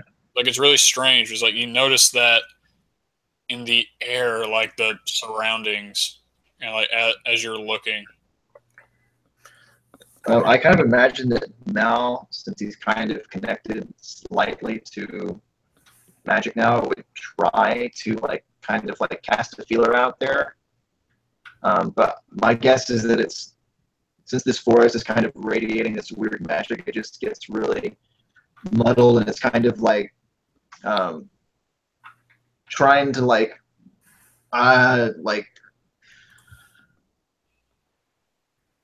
basically filter salt out of salt water with a spoon.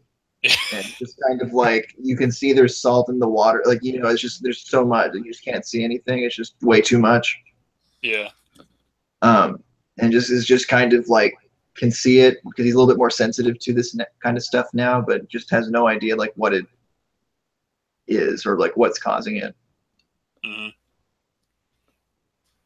And then I guess I from like glancing back and forth, I kind of see Gnocchi and Illios kind of approaching me at like a slightly enhanced pace, so I kind of slow mine down to kind of so we meet faster.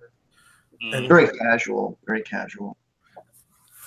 I make sure the gnomes in front of us don't look back while I'm doing this, but I put my finger over my lips to the 5 other members.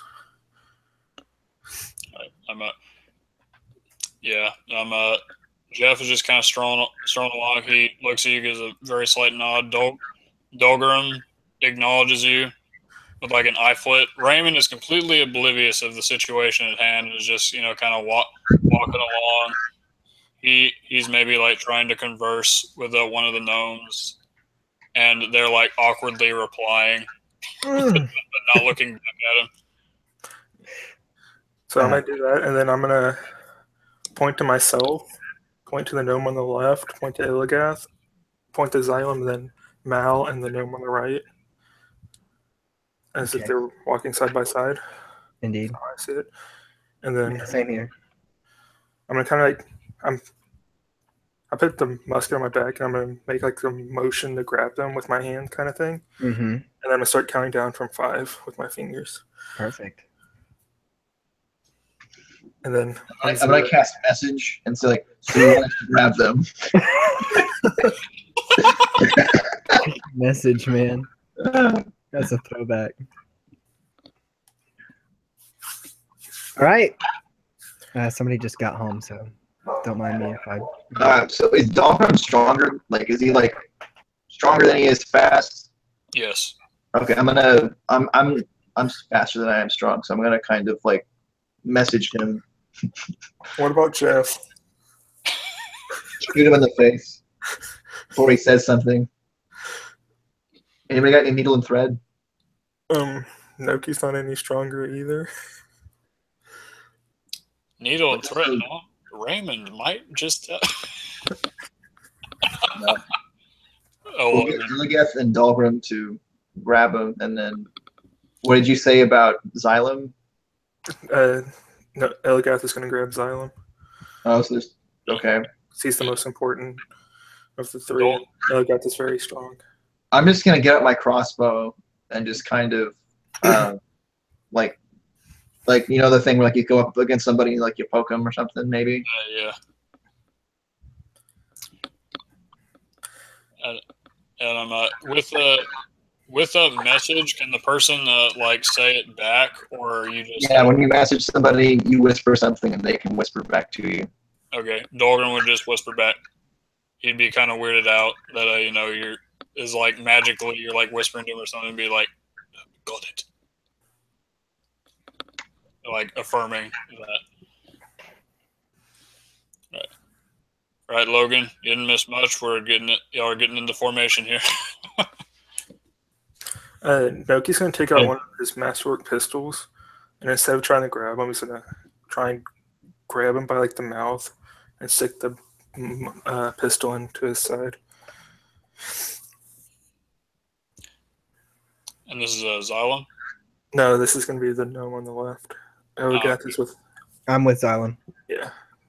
All right. Strong man is with Xylem. So as you're doing that, I guess I would say Malvadrian, you said you'd put your crossbow to the back of one of them. Yeah.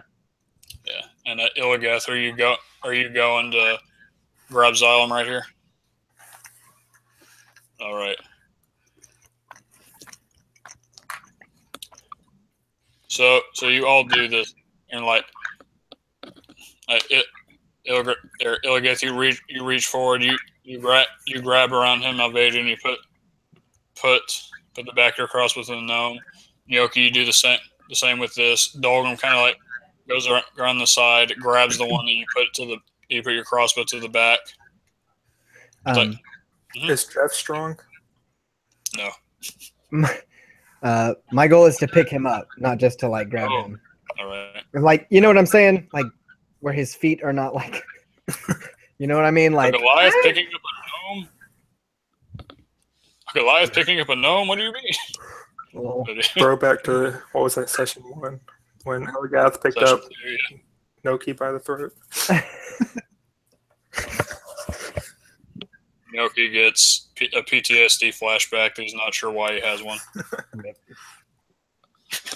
As this happens.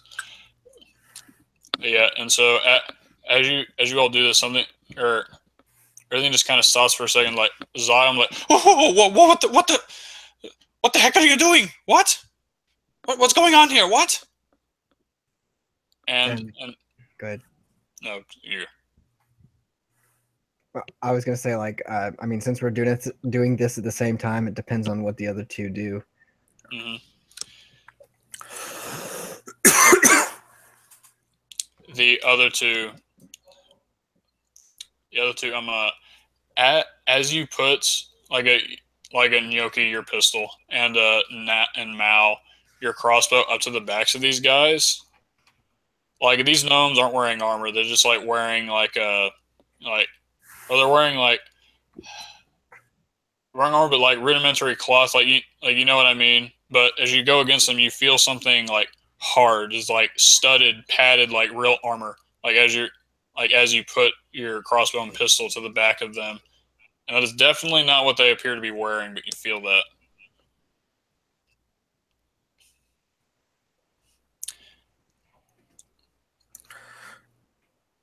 Noki's gonna like be ready, so if he tries to turn around and hit him or anything like that, he's gonna fire the shot. All right. So if it gets violent, he's gonna shoot before they can do anything.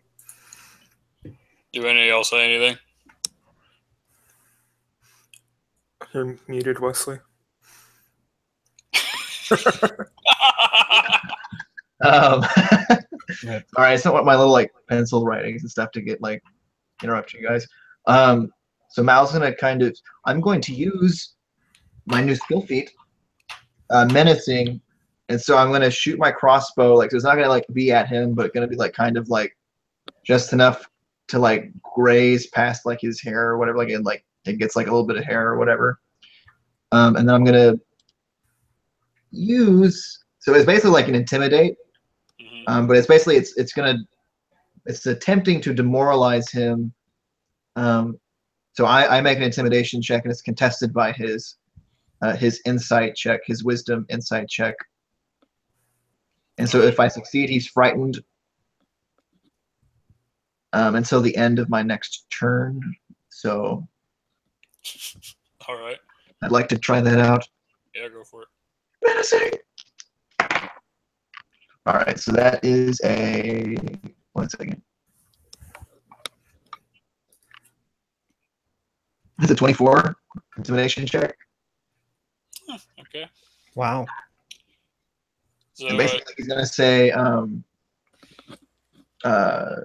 "You move, you die," or something, you know, like something badass like that. Whatever badass characters say. Moving, you're dead. Yeah. No horn. You move and you die.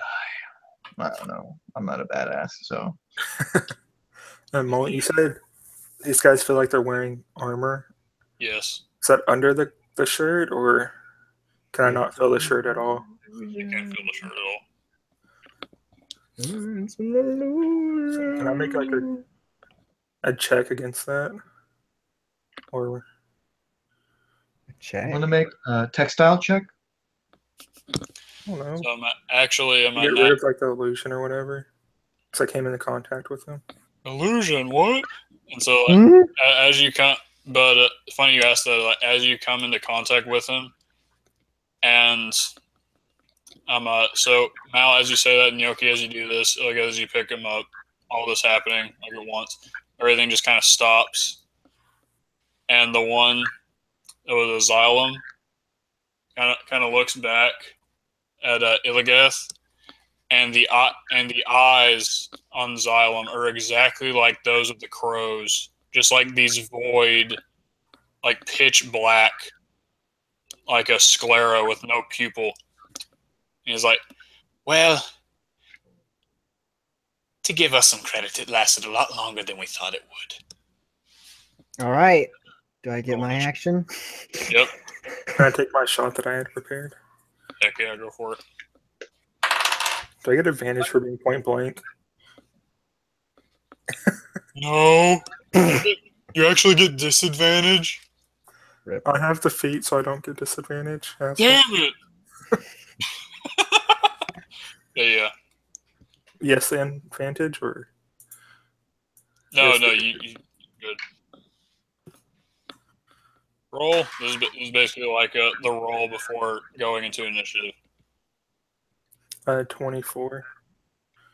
24. You hit the shit out of him. A nice 7 damage. Oh yeah.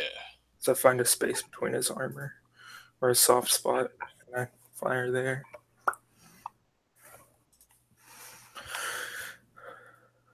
Nice. So as you do that, you hear a cry. Like you hear a cry out, and it's not the cry of like a gnome. It sounds like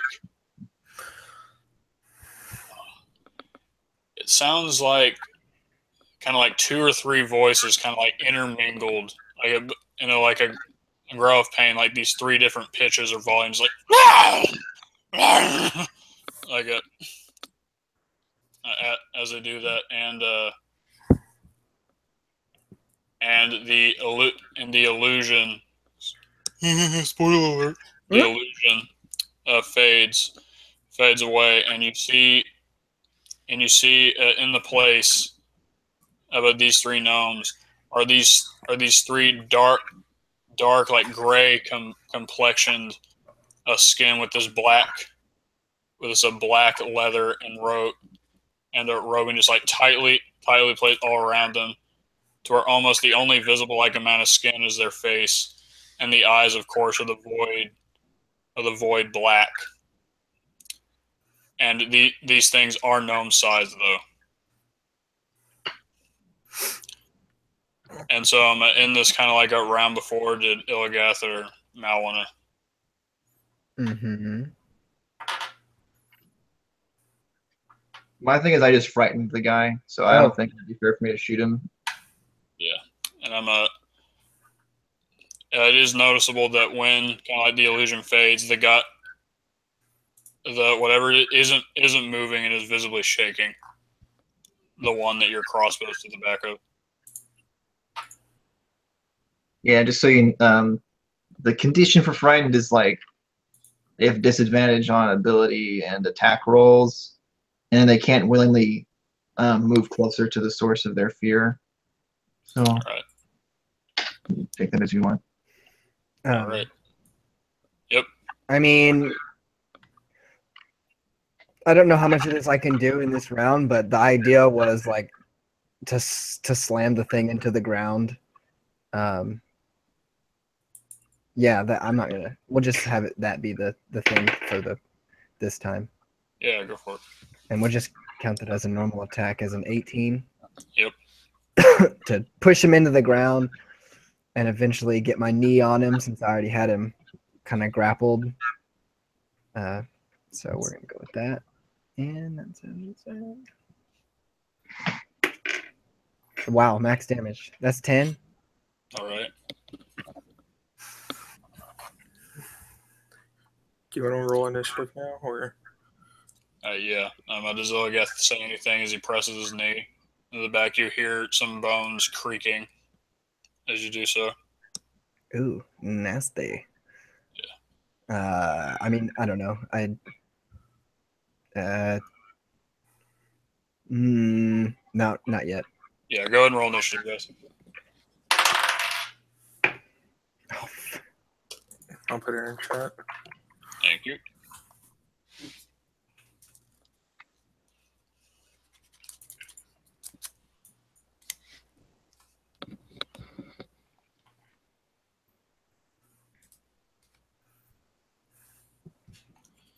The smile on Wes's face either means he did terrible or fantastic.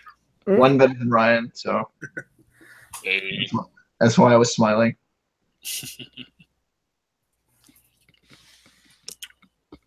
All right. All right, so yeah, we got these things initiative. I'm up. Malvadrian, you're up. Okay. So, interesting idea. So, this guy is kind of, is he facing me now, or is he still like kind of like his back is to me? His back is still to you, and he's shaking. Okay. Capitalizing on this guy's fear, I'm going to cast Crown of Madness on him. oh dear lord. Are you familiar with Crown of Madness, Molly? Yep, I know it, and he's gonna get disadvantage on the saving throw because Okay, so the save is 14 or 13. all right.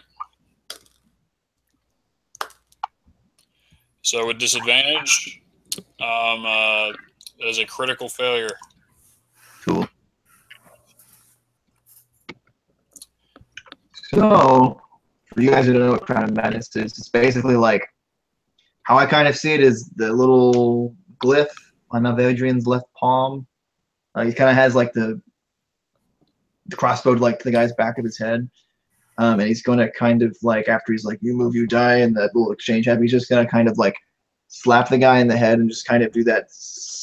Then the little mark's going to radiate white, and his eyes are going to kind of grow this silvery, like white light. And he's going to like grasp him in the head and kind of like turn him around towards him. He's going to say, you're mine. And so then the other guys, his eyes are going to turn that same like silvery white, and he's just going to as that little symbol's like burned into his cheek.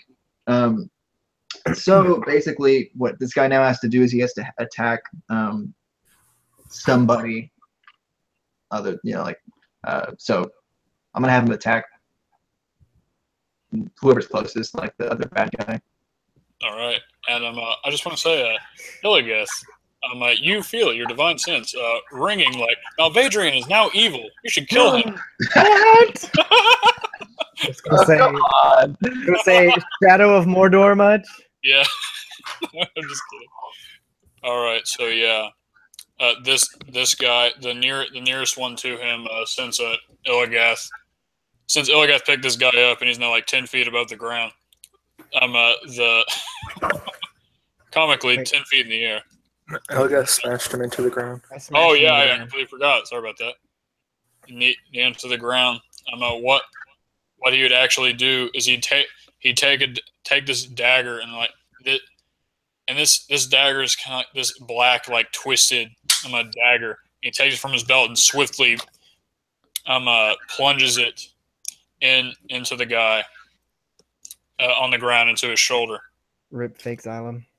And since he is prone, he has advantage on the attack roll. All right. So dagger is a die 4 and then a die 6. Good job, Molly. All right. Yay, math. All right. So he actually did a 14 piercing damage to that guy on the ground. Did he stab him once or more? Good lord. He stabbed him once. Stabs him once in the shoulder, and it looked like he cut some kind of important artery. If in anatomy, if there isn't like an important artery there, don't get all sciencey on me. But Yeah, you see it, this kind of like bluish blackish blood, kind of like a spurts from the wound, and he lets out a cry of pain and like agony. Yeah. Now, And now Adrian's gonna be like, good. Oh dear. Belmonter is like, Malvadrian, Illios, I have to talk to you for a second. Yeah. Yeah, Your friend, he was actually so. All right, Will you see? I can explain. All right, Yogi, you're up. wait. And then I'm with the rest of my, I'm gonna move 30 feet. And I'm gonna get behind like a tree or something like that. I'm gonna move 30 feet in a different direction. Like basically, like if we're right here, like if they're fighting, like if this is where Illios and Yoki are, I'm gonna go this way. So like that way, like I'm. Does that make sense? Yeah. Flanking them basically. And the puppeteer escapes. Good, cackling maniacally. Whee! He runs. Minty having second thoughts. Good. No, but that's awesome. All right, Yoki, you're up.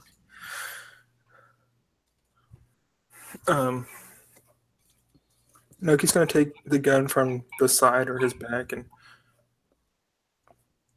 move it to like the back of his head, and he's gonna say,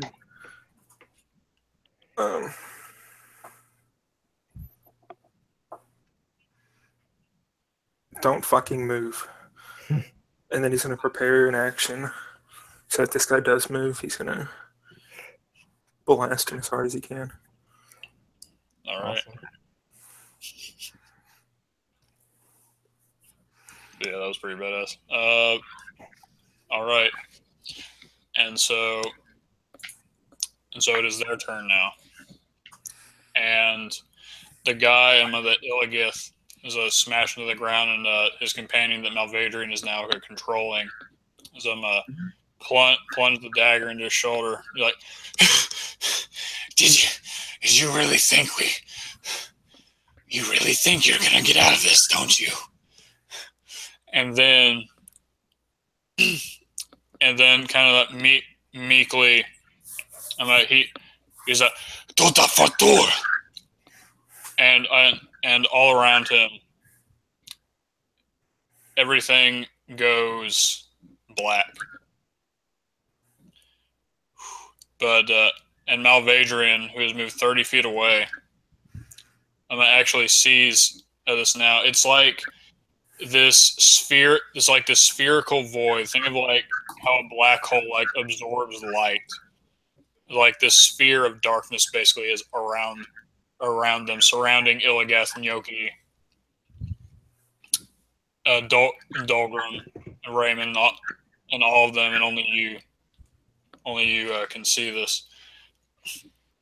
And from inside, Illigath, make an athletics check.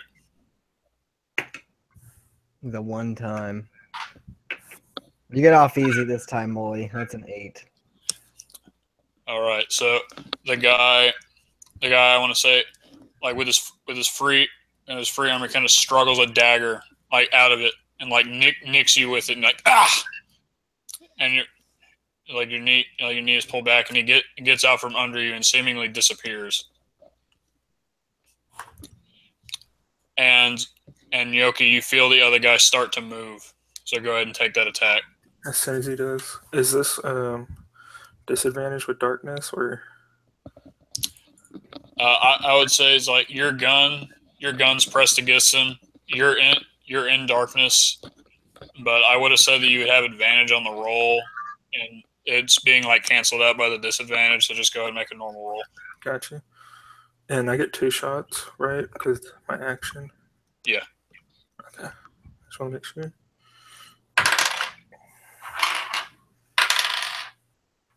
Uh, 25 for the first one. 17 for the second one.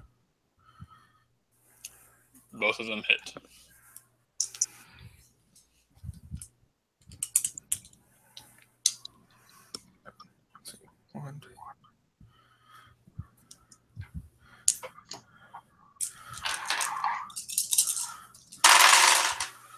elevator music while Ryan does his taxes.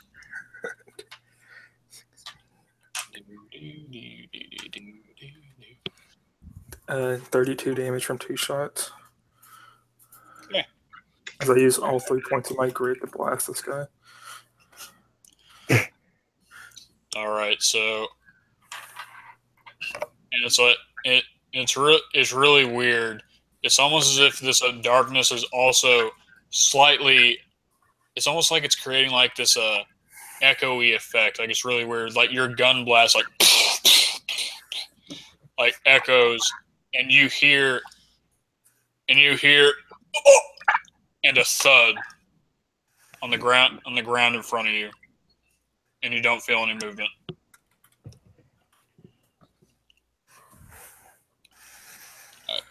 And then, can I say something? Yeah, go for it. I'm going to say keep one alive. And I'm just going to scream that as loud as I can. And your voice, as you say this, also kind of echoes. I'm a Malvader, and you can actually not hear what Nyoki is saying right now. What? 10-4. Right. And I'm a Malvader, and you see this like as it's happening, but I'm basically from around the corner or from up above you. Someone else comes down, one of these guys, and thrusts a dagger at you, but you were able to just narrowly avoid it. Mm. And let's see, Nyoki. Yeah. You feel something cold on your back. Go ahead and give me a wisdom saving throw. Is it magical? So I get an advantage in its magic saving throws? Yep. How far are you from me? We should be next to each other. Then you get a +2. Let's see. 24 more. 24. Yeah, I rolled a 19 plus 3 plus 2. Stuff is scary, Molly. Jeez. Yeah. So you feel something. You feel for a split second this, like something is trying to take hold of you. Something is trying to fill you with this primal fear. And with that, you push it back. You push it back immediately. Your mental fortitude, and you turn. And I want to say maybe you turn or something. And actually, no, you don't turn. And from in front of you, you see barely out of the darkness these mandibles and like this. I see that on like the Good. in the darkness, or It's yes, you can see that and only that. And it's like you feel like the hot breath on your face.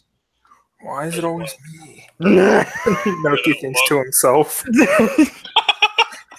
And you hear that low grumble. It's kind of like almost like insect monster, like an insect monstroid, like in nature. Is it? Do I feel it like right in front of me, or does it feel further away? It's right in front of you. Okay. It feels like it, yeah. All right. And so, yep. And Illigath, you feel a dagger plunge into your back.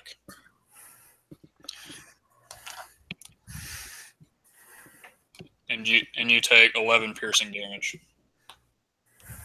All right. Well, since I always forget to use it, and that's pretty high, I'm gonna go ahead and try and shrug it off, All right. or what I can. I'm gonna shrug off 8 points. I don't think I can. You don't add anything to it, right? It's just a D12. You had con.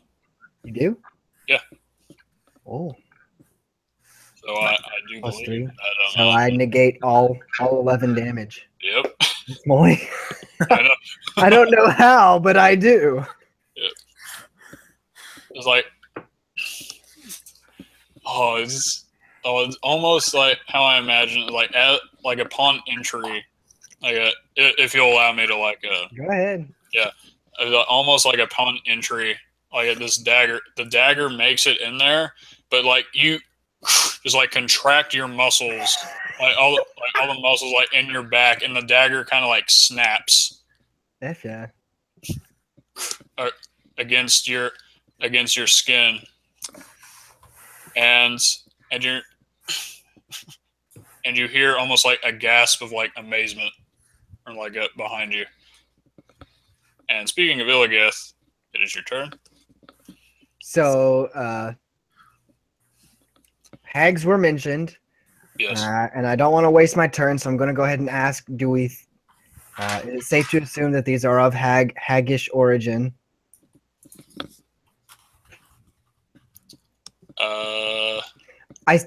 I say that because I'm getting a little technical with my turn the unholy. Oh, okay. I want to make sure I'm not wasting it. Like, oh, it does not affect the beings in front of you. Yeah.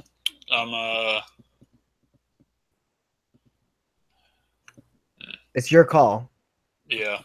I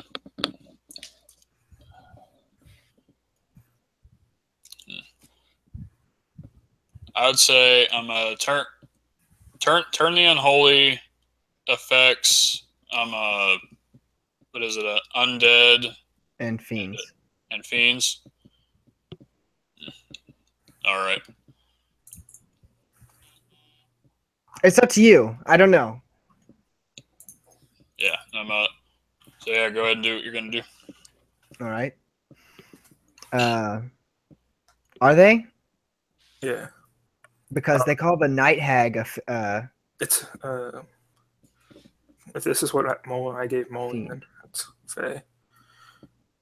Because I looked up Fae creatures for this.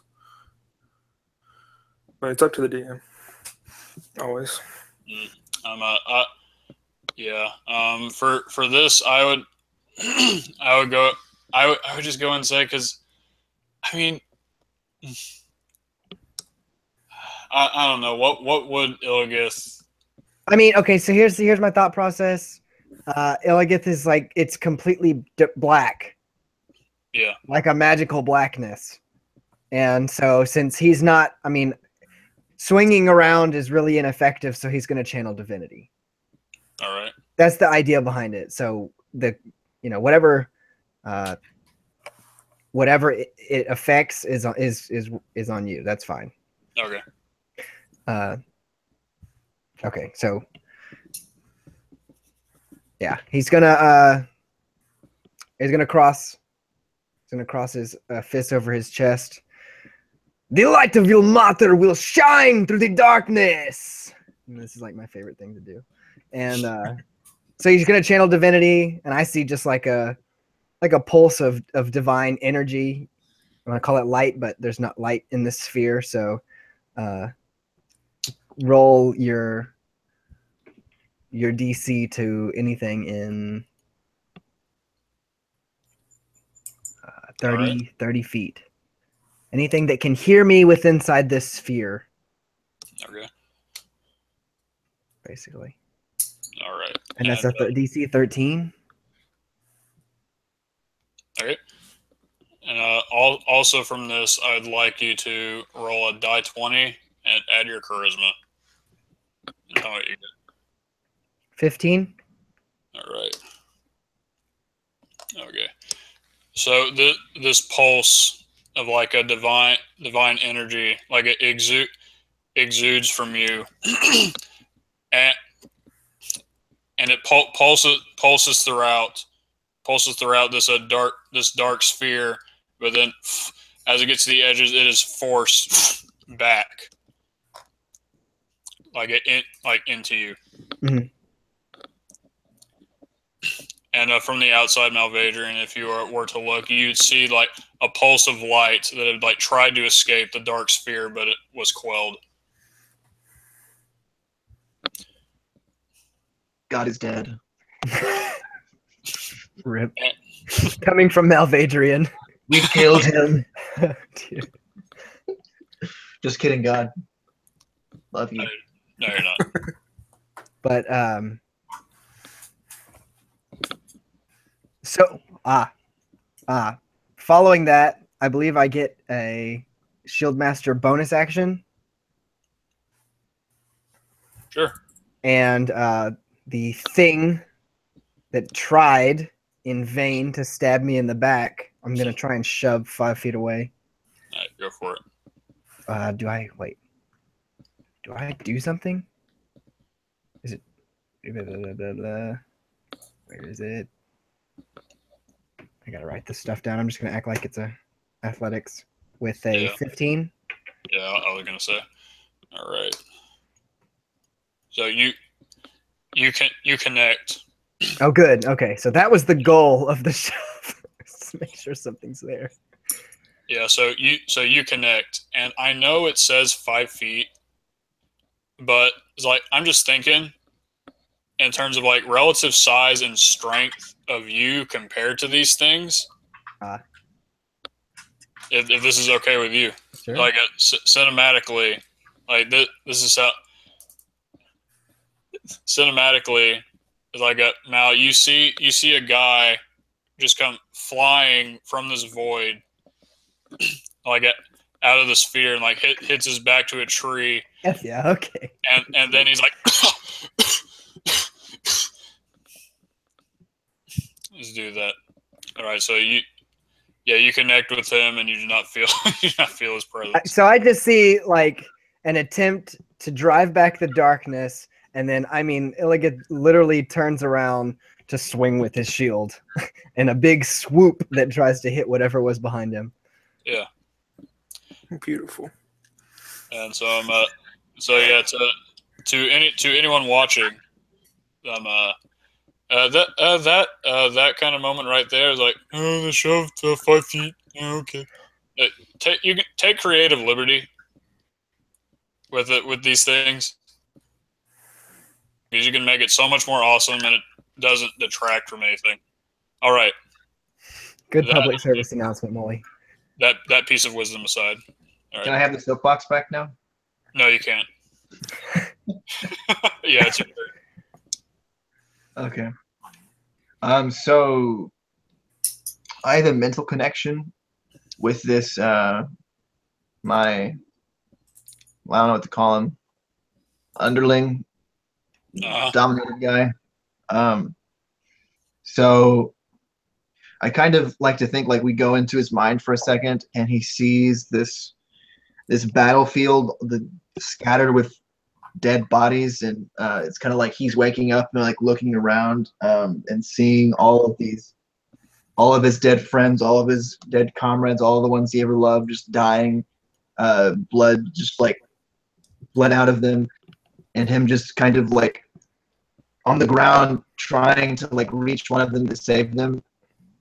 And so you go, and he like puts his hand on one of them, and he kind of like pushes them over, and you see the little insignia of the brown coats that my old company had, and then it just kind of like this world just kind of goes wishy-washy, and all of these terrors and madness and stuff are just kind of rolling around. His consciousness is kind of going into mine, and vice versa.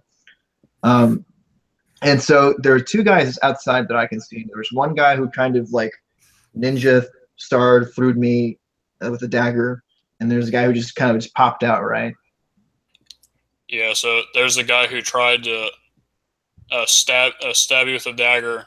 From the back. I kind of like flew out of the trees at you, and you dodged it. He's in front of you now. And there was a guy that got blown out of the sphere. Okay. Hit back to a tree, and he's now like like coughing on the ground. Okay, so using my mental connection, I can direct him to attack the guy who's like trying to attack me with the dagger. Mm-hmm. So I would like to use my action to do that.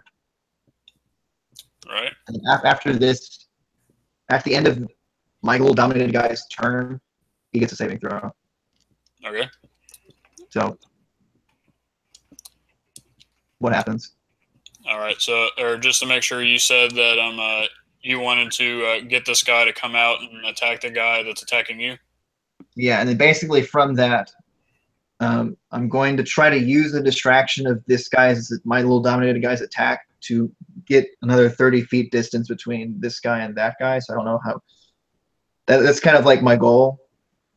So however that happens in the game. Yeah, and so the guy that you're controlling, you see up here, so like the silvery light emanating from his eyes, come out, come out and try to stab the guy in the back.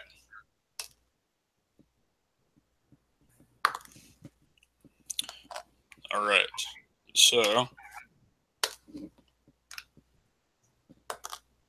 math. So the guy in front of you takes 12 piercing damage as the dagger lodges itself in between the guy's shoulder blades. Okay, and then can I use that distraction interruption to try to like disengage without using the disengage action? You understand? Or is he still going to attack opportunity on me? I'll say that since he was just like stabbed from the back and surprised, he'll still take the attack opportunity, but it'll be a disadvantage. Okay. I'm going to, again, get 30 feet distance and get behind a tree.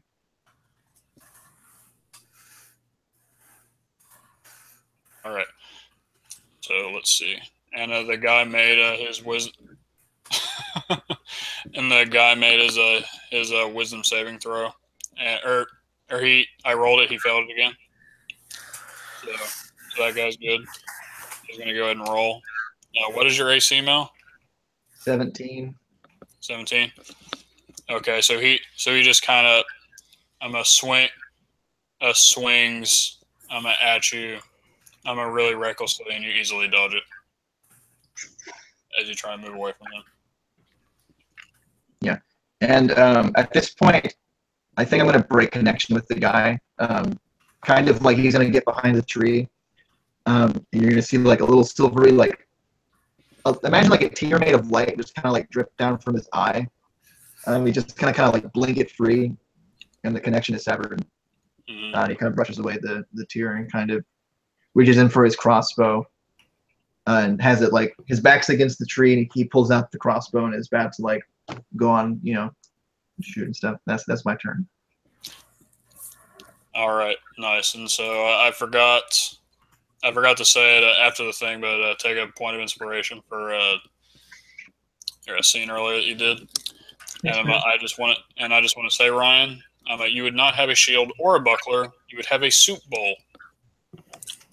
Anyway, if I get the +2, I'll take it. I'll tie a bunch of soup bowls around my arms, like 4 soup bowls up it. To anyone who's watching and is confused, Ryan's like, I want a shield now. Or like, I want a 17 AC. Yeah. Anyway. But yeah, that happened. And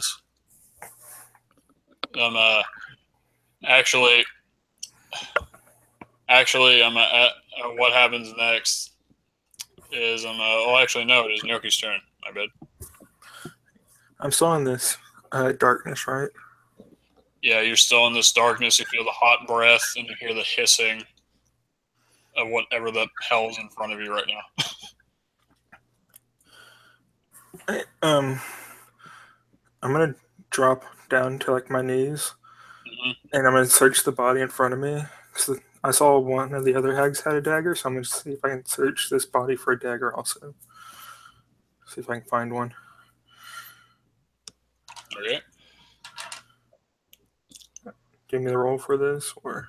Yeah, I will say in darkness, since you're in darkness, and you're kind of like feeling around for it, do go ahead and make a roll. I guess that'd be perception. Fine with me. 20 total. All right, you found a dagger. And then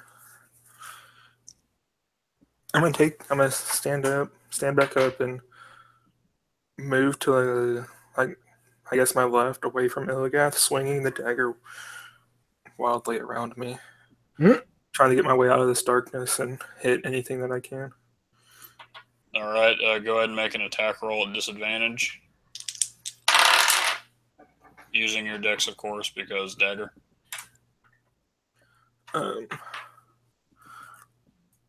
16. All right, so yeah, so you feel this dagger slash across the thing that was in front of you, and you hear like a creaking, like I'd imagine like what it sounds like cutting through some kind of an exoskeleton of sorts. Does it feel like wooden or No, non-wooden or okay? And then I'm gonna keep on moving and try and get out of the darkness. All right. If you do move your full distance, you'd be able to get out of the sphere. All right, I do that. All right. So, and you hear that that hissing again, and as you exit the sphere, the hissing abruptly stops. Okay.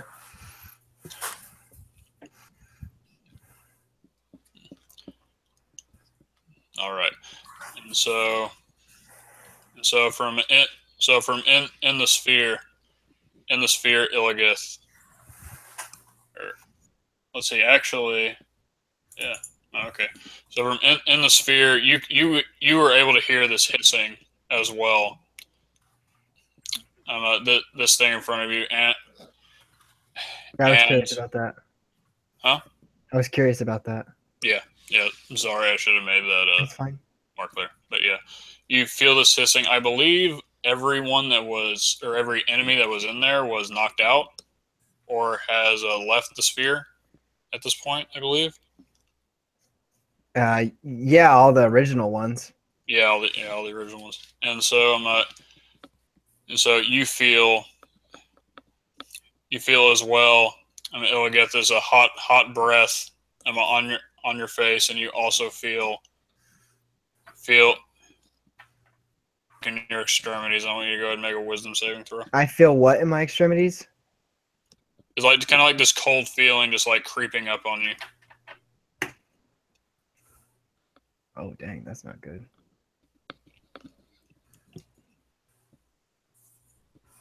Uh, 10? 10? All right. I'm thinking a 10. So that counting your +2? Yeah. Sad. All right. And so... What kind of an effect is it? And so as is like you feel this feeling, and it's like you shake your head, and like you reopen your eyes, and you feel fear. And I want you to describe to me what Illigath sees that would make him scared for, like almost scared for his life. What he would see in front of him to make Illigath feel like that.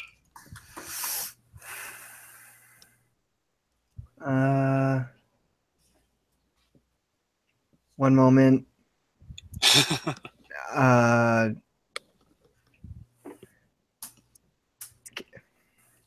Why am I not finding this?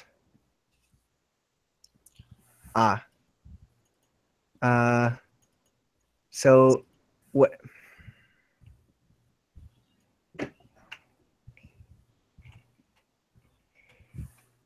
Looking at my aura of devotion, trying to make sure that I can indeed be feared. And this was what the blog says. Yes. Good. Okay. Anyway, intense fear enters the mind of Illigith, the Lionheart.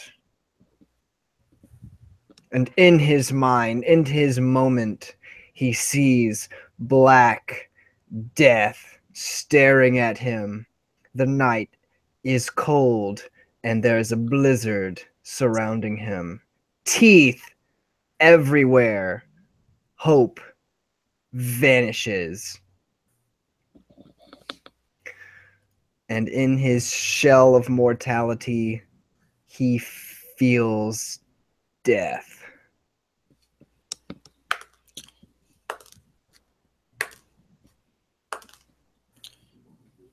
Go ahead and take 17 psychic damage.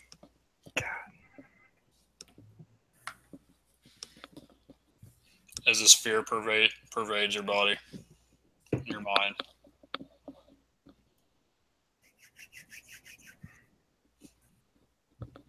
That's gonna bring him. I mean, do I have to run, or am I? You do not have to run. Okay. So then I'm gonna drop to my knees and grab my head and shout loudly for no one to hear.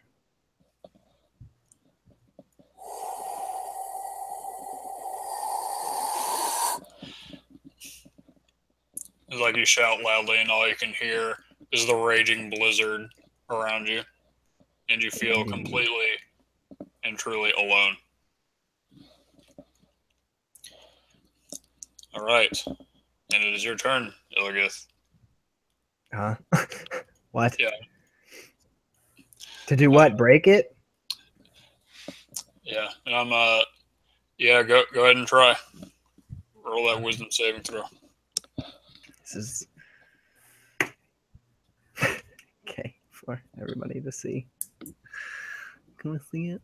It's backwards. Oh shit! Yeah, we see it. That crit though. All right, so from that scene of him holding his head in the raging blizzard, staring at black death, what brings him out of this state?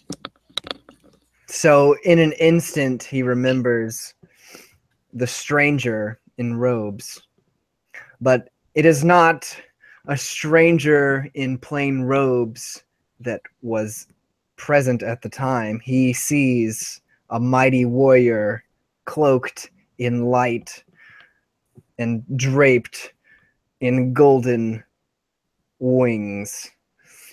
He thinks to himself, "No," and stands in strength. But it's still dark, so he doesn't know where to go. Actually, I want to say it's a critical hit, or you roll a 20 for that, right? Indeed. Yep.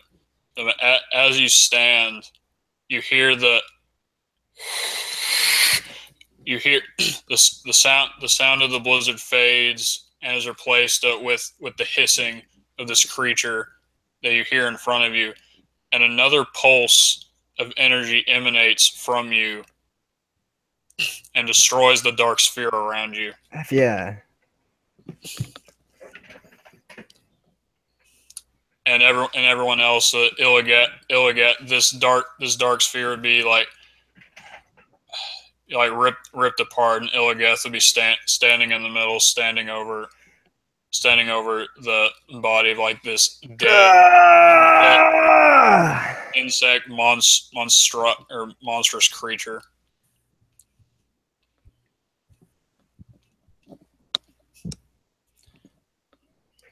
Oh, Vadrian, it is your turn. You're muted. So the creature is dead, right? Yeah, the creature is dead. Okay, so in front of us there are two guys left, right? Mm-hmm.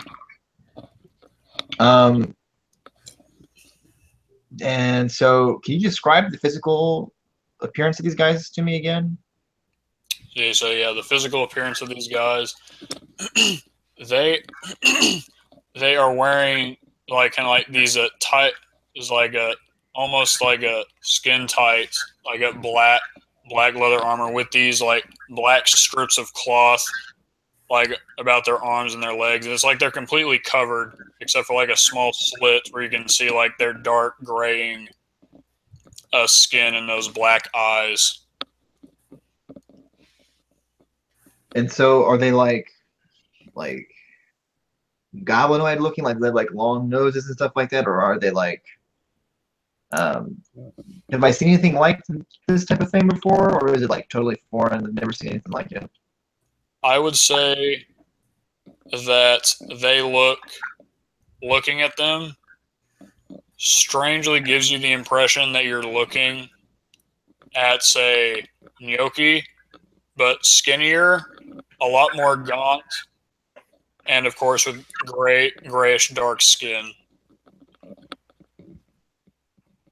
Okay, doke. So it's like you're looking at some kind of deformed gnome fey creature. And so there's only these two guys left, right? So Yeah. I'm going to unleash a cadre of crossbow bolts at the one that my prior dude stabbed. Right. While making like direct eye contact, like so basically like imagine this like I'm like backs on the tree, and I was kind of like recovering, re-stealing myself, regaining my resolve, and like eyes open, and I kind of like come running around the tree, and I'm gonna while making like eye contact with like my previously frightened / mind dominated guy, I'm gonna shoot 3 crossbow bolts at the guy he stabbed. All right. So it's a 15 hit? Yeah. No? Yes. Okay. One of them critted in a 24. Okay. All right. So where's my die 8? There's my die 8. Ah, I love hitting things.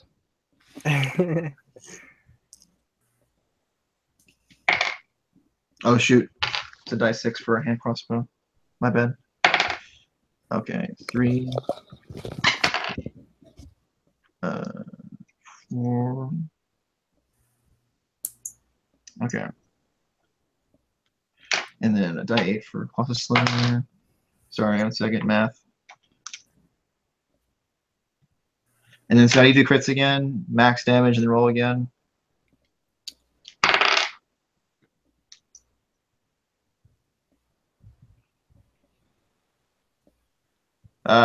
So total is 31 points of damage.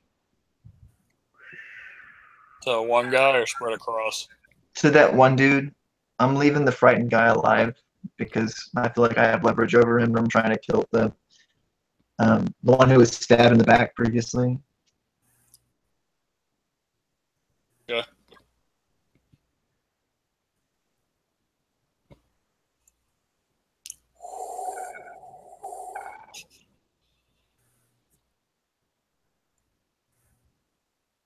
Wesley. 31 points of damage. Yeah, how do you kill him? Oh, I thought I didn't hear. So I didn't hear that either. yeah, I just heard you just didn't say anything. I was like, well, does he die? No, he gets up, he laughs it off, and stabs you. Okay. Again. Well, as long as it's in good fun. So yeah, like he kind of like was back against the thing, resolved himself, opened his eyes, and kind of like came running around the corner, and he just fires 3 shots in stride, successively, like hitting him like. I just kind of see the guy like flying backwards, and Mount Adrian kind of like skids to a stop, and he pulls out his little officer's like saber and like has like his sword to the throat of his frightened, previously mind-dominated buddy, and kind of looks at Gnocchi and says, "You wanted one alive, right?"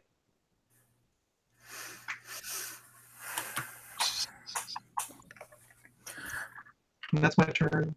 Nice. And the person or the thing in front of you is basically is shaking. There's still kind of like these tears coming from his eye, and he makes no move. He looks his head down, and he puts his hands over his head, still shaking. No more. I kind of looked at Gnocchi, kind of like implying that like if you have questions, since this is your forest. Yeah, I'm one thing that I would note is that I remember in the chat y'all asked about the NPCs. So what you actually see is when both Dolgrim and Raymond kind of like on the ground, their hands clutching their heads. Dolgrim just just muttering, "No, I just wanted to help." And from Raymond's, I didn't want to run. I just couldn't help it. And they're on the ground with their hands on their heads. Kind of like at Illigath, you would have seen that like basically like as the darkness was dispelled, and it looks like they are starting to calm down. I'm Gnocchi. Can I tie up this frightened hag? Yeah, and I'm And that's what I would do. Yeah. And then tie them to like a tree. Are they hags? No, they're not. Okay, I didn't think so.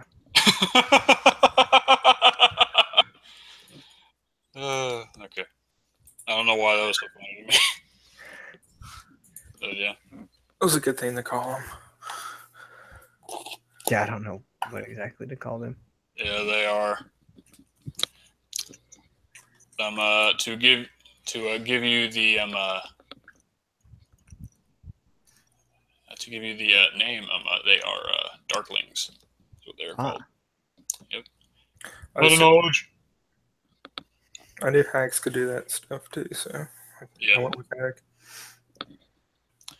Right. So y'all have one of them alive. Dolgrim and Raymond are kind of coming back too. All right, just in case, I'm gonna loot the bodies and get all weapons and stuff away from them. All right.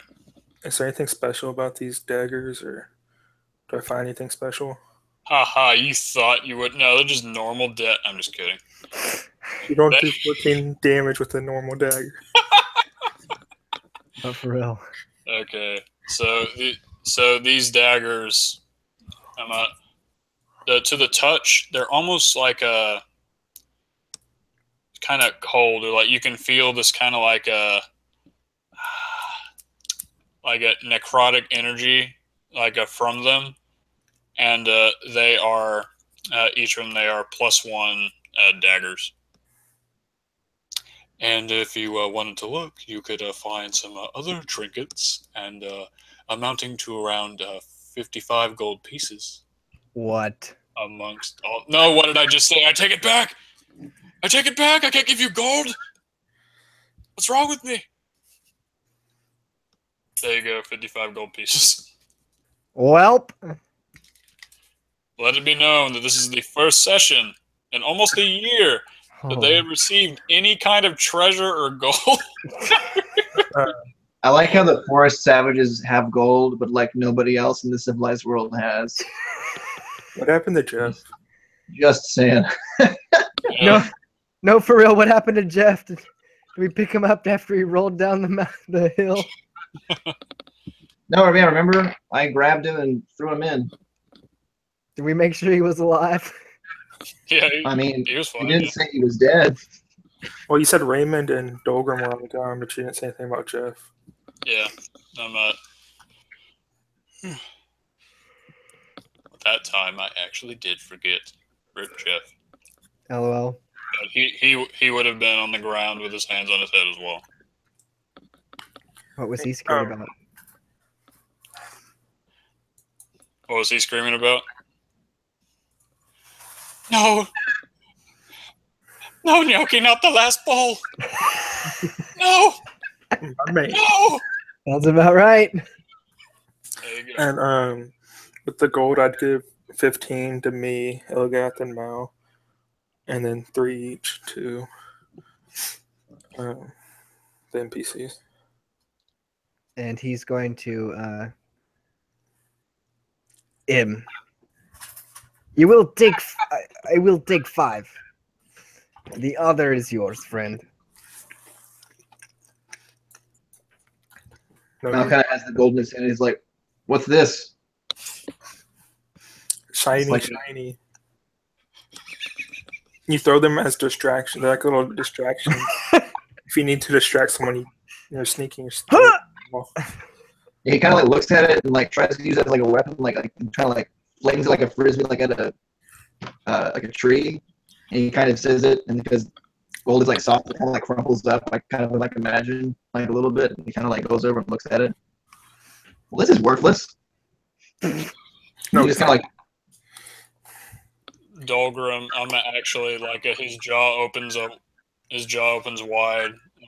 Looks like, is that legends tale that around the Black Crag Mountains of these golden discs that they use this what they call currency. It's a foreign concept, I know.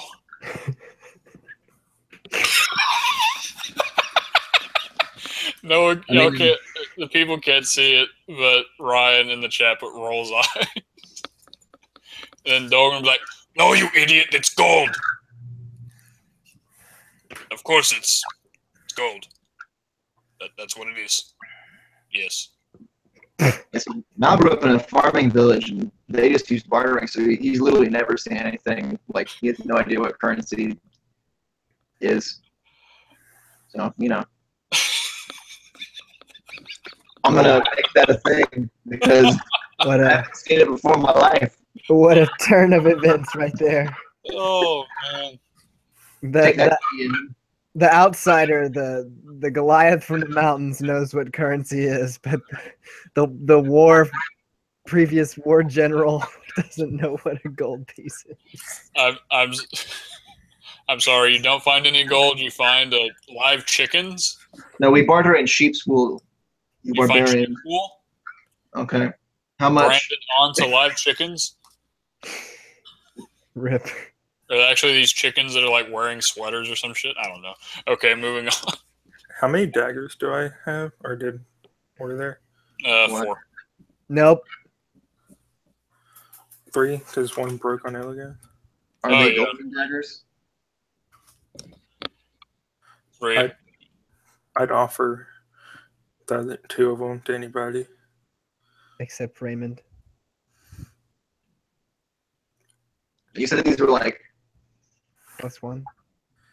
Raymond actually takes the string from his crossbow, the all unstrung guy, and starts he's already tied up, but he wraps it around the guy's hand or like wrist, and he looks up and he's like, "Did I do good?" Like that kind of look on his face, and like gives like a thumbs up. Somebody slap him, please. Noki kind of like his whole like he's kind of like in a good mood, and he kind of just slumps over at Raymond, walks over, kind of goes to, like pat him on the back, reaching up real high, and he jumps and smacks him on the back of the head. Not real hard or anything. He's like, "Oh, you did great, Raymond." Like, what? It was just a joke. I see like that look of a little 2-month-old puppy, 1-month-old puppy or whatever that just like walks up in front of you, squats to take a big dump, and just like looks at you like, "This is what I'm supposed to do, right? Are you proud of me?" Look at it. You.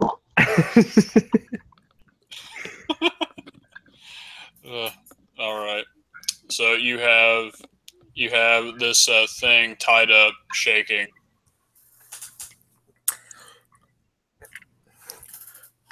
Can we take like a little break real quick? Yeah. And I'm do some water and stuff. Yeah, I was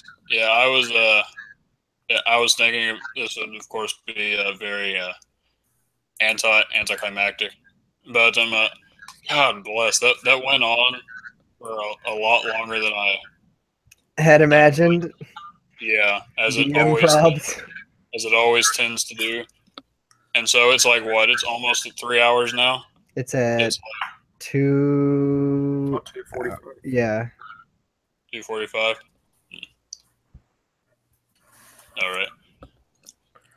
I mean, if this means that we're gonna have content next week, or while Yeah. I'm like after I finish finals, like We can play at the beach house.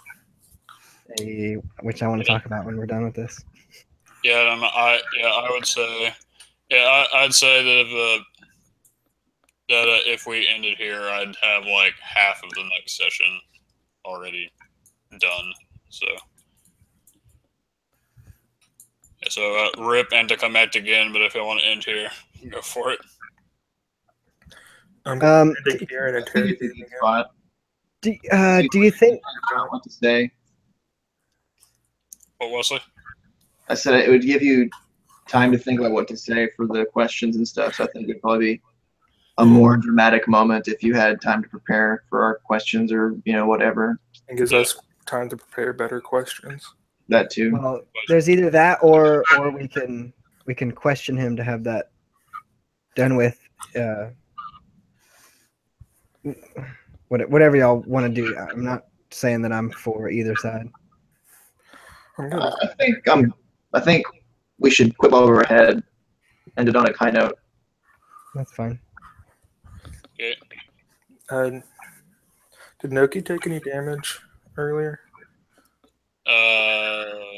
Bludgeoning From the beast? Oh. Or like the psychic thing? No, you did not because you passed the wisdom saving throw. I just wanted to make sure. And did we figure out what the insectoid was? Oh, figure out what it was? I mean, it was like this. It was just like this monstrous, like insectoid creature with like these huge mandibles and prickly appendages, and think of like the insect from your nightmares, and that's what it looks like. Got it. That gives you a visual. It would give each of you a different visual, but there you go. Each of our characters is different. Yep. Sounds like lazy dungeon mastering to me. Sounds like creative inspiration. Yeah. That's whatever. I'll be right back in a little bit. Well, I think that's it, right? Yep. Yeah. Logan said he wanted to talk. I'll be back in a little bit. Will Ryan be back? Find out next time on